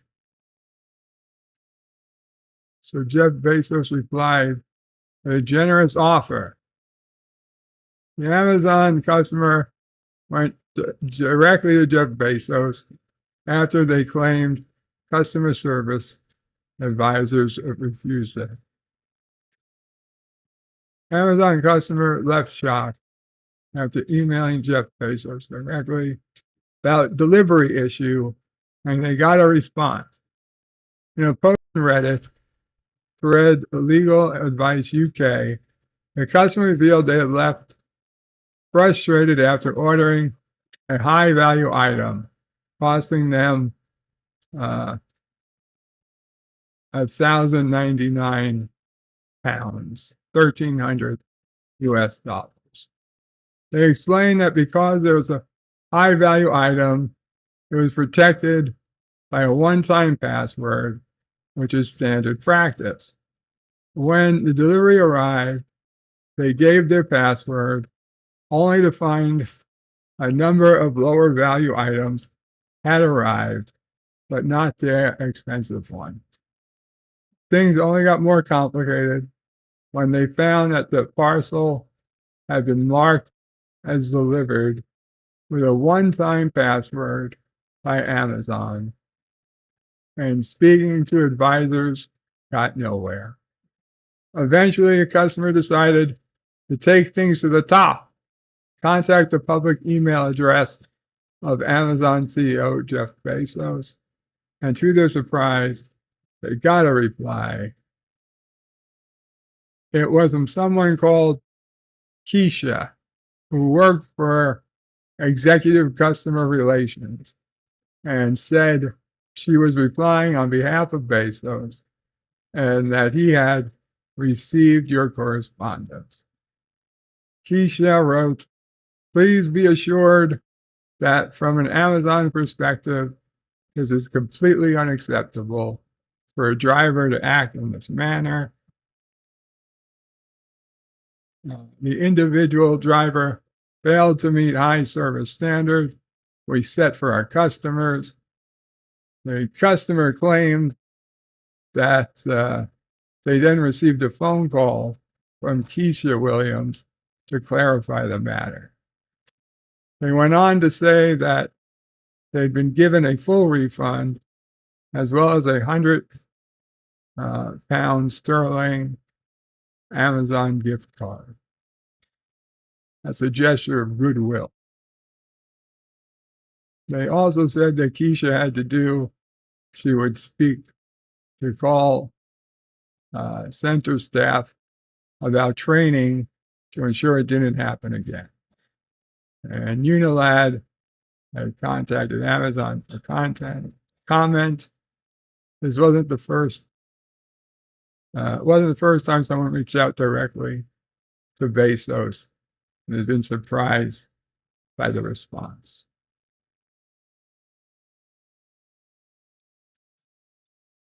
Okay. Interesting. What do you think? What do you think this hated Star Trek guy is?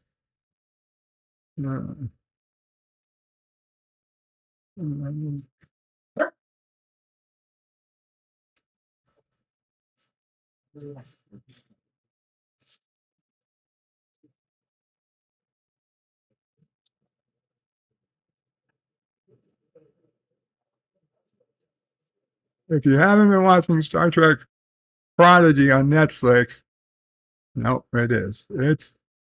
It's Will Wheaton. It's Wesley Crusher. If you haven't been watching Star Trek Prodigy on Netflix, you're missing out among the great reasons to the stream. The CGI animated show is basically the closest thing to a Voyager revival you're ever going to get. So far, we've seen the return characters like Janeway, Chakotay, the holographic Doctor, but the show's second season also had something special for TNG fans. The return of Will Wheaton as Wesley Crusher, everyone's favorite brainy ensign, turned up interdimensional traveler. Fans were overjoyed to see Crusher return. According to Wheaton, these positive vibes are just 35 years overdue. Wesley, the Doctor. No. This came up in a recent interview, and Wheaton was generally very positive about how Star Trek has treated Wesley Crusher in recent years. As you may remember, the second season of Picard elaborated more on this character does as a traveler.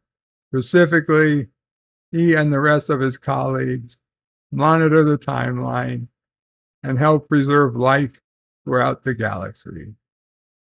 He's basically like Star Trek's version of the Doctor in Doctor Who, a comparison he enthusiastically agreed with in the interview.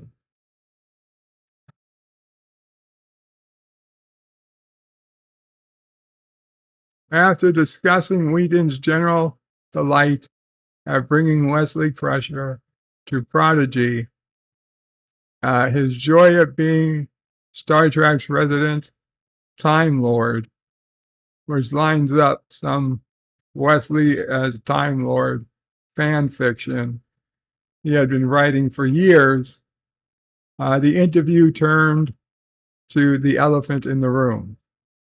Wesley has always been a divisive figure and was introduced to TNG as an annoying teen sidekick who could magically solve even the toughest dilemmas.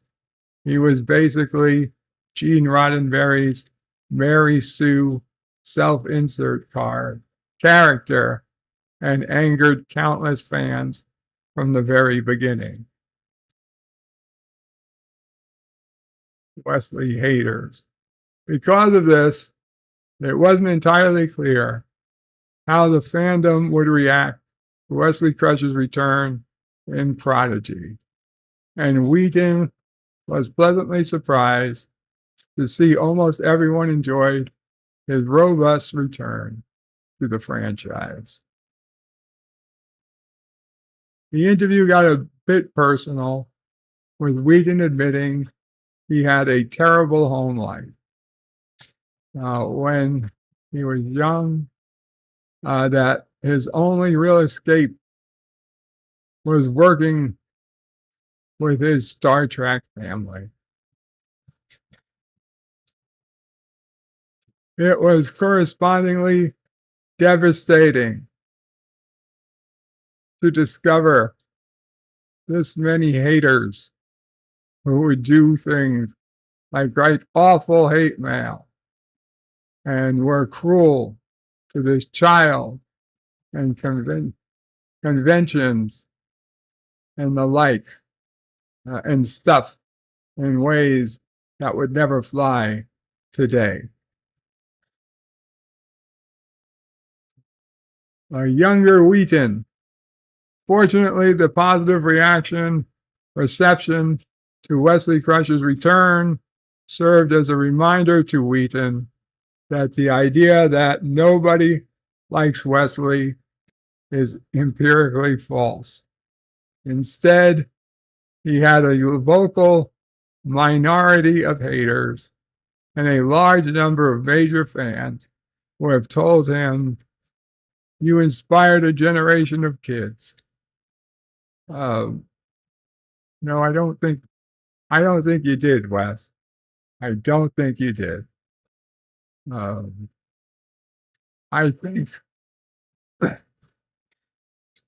think the adults, Worf, Picard, your mother, Dr. Crusher,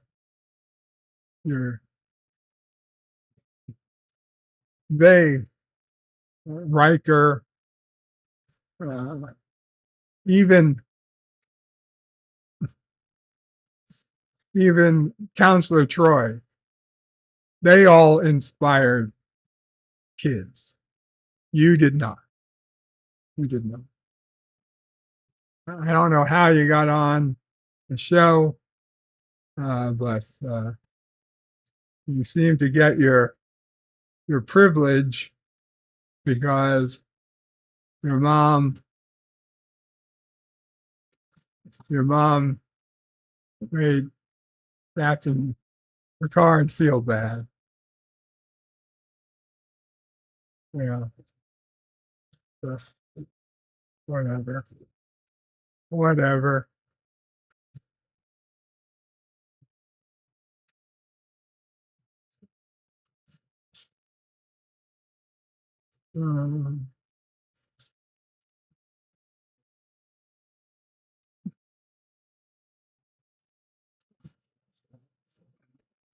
People who keep their social media on private and rarely post usually have these 8 traits. I wonder what those traits are going to be. Thomas, you think you count?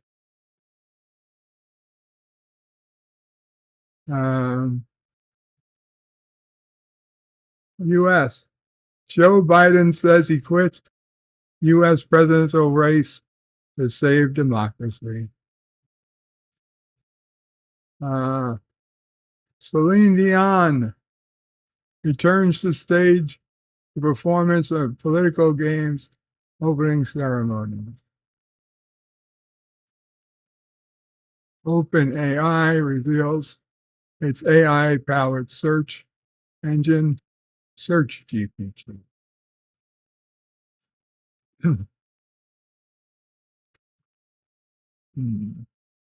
Billy Joel joined by Axl Rose for Highway to Hell as he hits the highway out. I guess the of the theater at MSG at the Garden.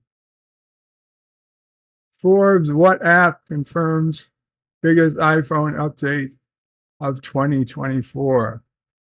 Watch out, iMessage.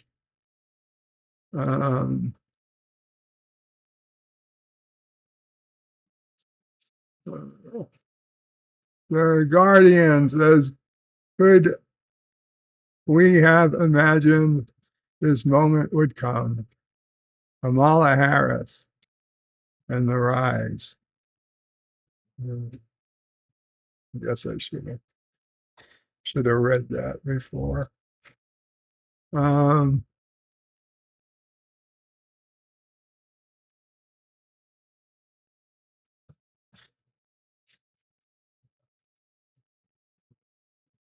The Galaxy Ring keeps you in Samsung's orbit. I thought that was actually about the galaxy.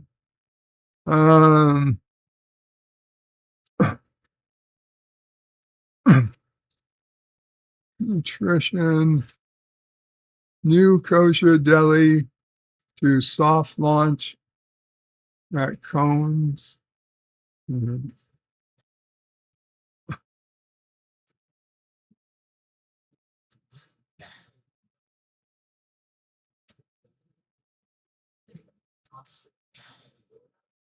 Doesn't appear. Powered by pickle science.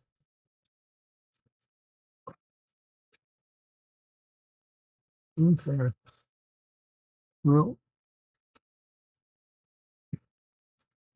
we're headed over to Deerbach. No, we're gonna. We can check the chat first.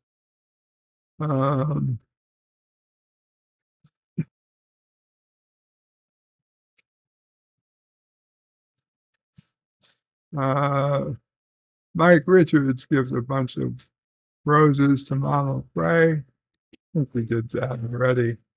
Arabic Saunders says Qapla. Mike Richards says bird plus lurking equal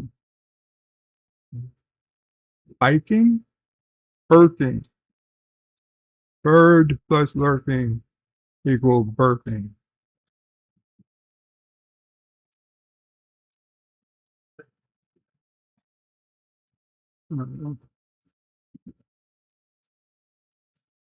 JP says, ew, they make low sodium bologna. Well, it's actually delicious. For me, at least. Better than nothing. Well, it's a lot of deli counters, yeah. It is. And product recall. Bird Co. greater than Amazon, says Mike Richards.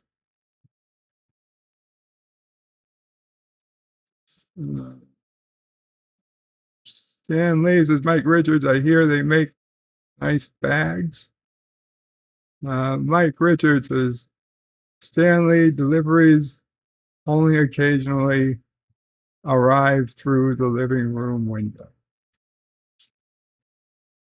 Hakeem says he has such a punchable face.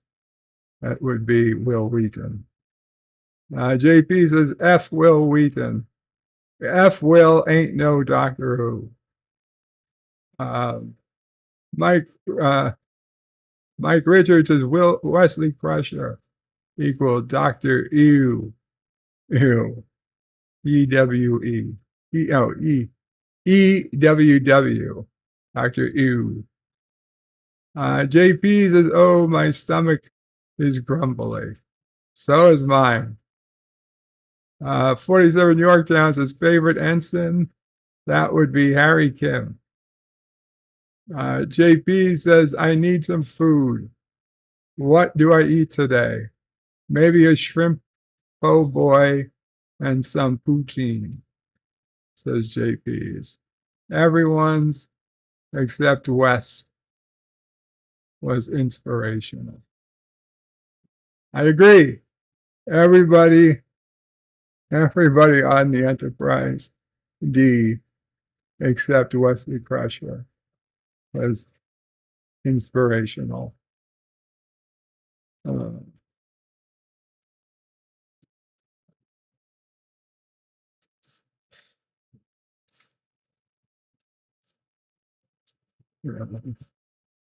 Okay, heading over to Dear Bob.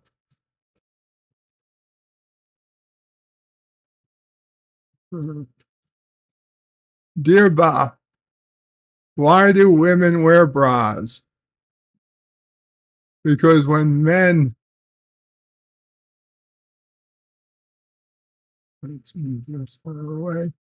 because when men wear bras, they get arrested, especially in Florida. Ron DeSantis is worried that God will destroy his state with hurricanes. Oh, wait, never mind.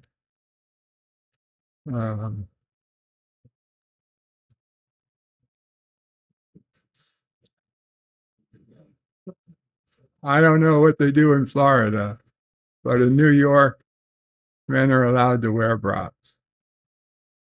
Dear Bob, all this business talking about bras has my full interest. I am a custom bra maker.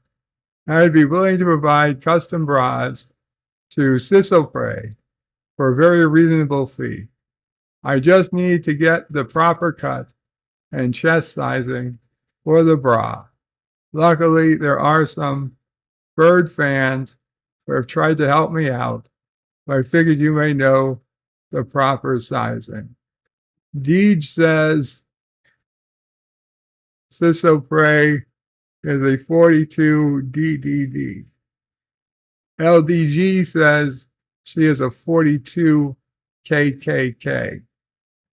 Which one is right? Thank you, Salty. I believe it's the D's. I know Sisselprey always talks about, well, I have the double D days, those were before. Those are gone.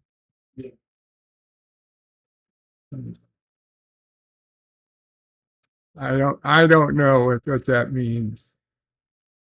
Does that mean they've gone up or down? Oh, I didn't know he could go up.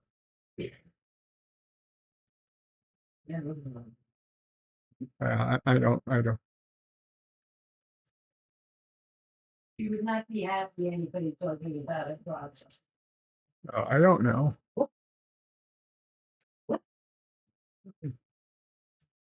I remember Sisselprey had a friend who was very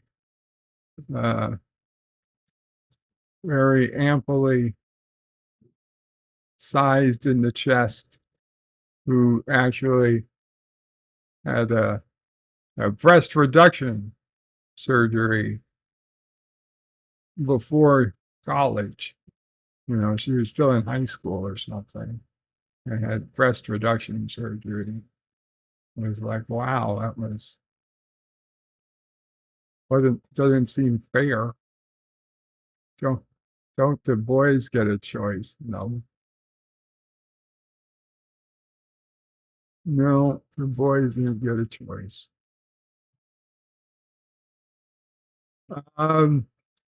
Dear Bob, I recommend that you should not be eating any red meat. Please stick to tuna only. You will enjoy the smell and be a healthier person. LDG. Yeah, I wouldn't be surprised for LDG to recommend something like that. Although I am certain that was not from LDG. Dear Bob, Was the song Bop written about you? According to Wikipedia, Bop is a song written and performed by American pop rock band Hanson. It was released April 15th, 1997, and it's supposedly written to celebrate one of the greatest nerdtastic YouTubers, Berto Prey5, Outlaw Bill. Well, unfortunately, Bill, if that's what it was claimed to be written about, then it wasn't me, because I was not a YouTuber in 1997. I'm pretty sure no one was, but it certainly wasn't me. So, now if they had found me on a web forum in 1997, that would have been me. You know, if they were looking on like a Jeep website or something like that, and they came across Berto Prey 5, that might have been, then it might have been me. Although I didn't really get busy as Berto Prey 5 on forums until 2001, 2002, but 97, I was still using, I would have been using Berto Prey 5, but would have been as an email address and not a whole lot of, I can't think of any online place other than email. Dear Bob, will you be voting for Camel Toe Harris? You know that I will be. Kurdistan loves communists. Salty. No, I don't think I will be. I don't know who. I'm not sure if I'll be voting at all. But I don't think, I just don't think I'll be voting for Harris. But we'll see. Dear Bob, please send $1 million immediately to my Chase account. If you don't, I will publish the naked photos you took of yourself and put them on X and Facebook. Tinky Winky. Yeah, go ahead and publish them. Tinky Winky. Good luck with that. Dear Bob, my return nears.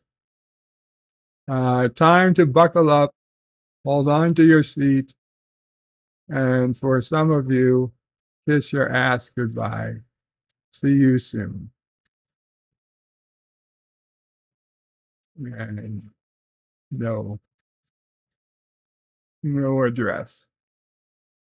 Oh well. Oh well. Outlaw Bill says in big solid writing, I didn't write that, Berto Prey 5. I know you didn't, Bill. I know, Outlaw Bill.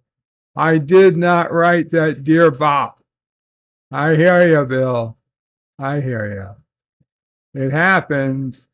People just put you in. They claim you wrote it, but we know you didn't. We know you didn't.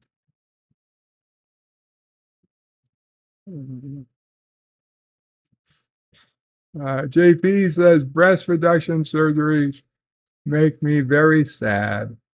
I'm still sad. It's been 30 years. I'm still sad. JP's says you eat tuna and get mercury poisoning. Stanley says they were prophets. JP says vote for Kennedy. Vote for Kennedy. Vote for Kennedy. Oh, is it Kennedy running? They're just going to die.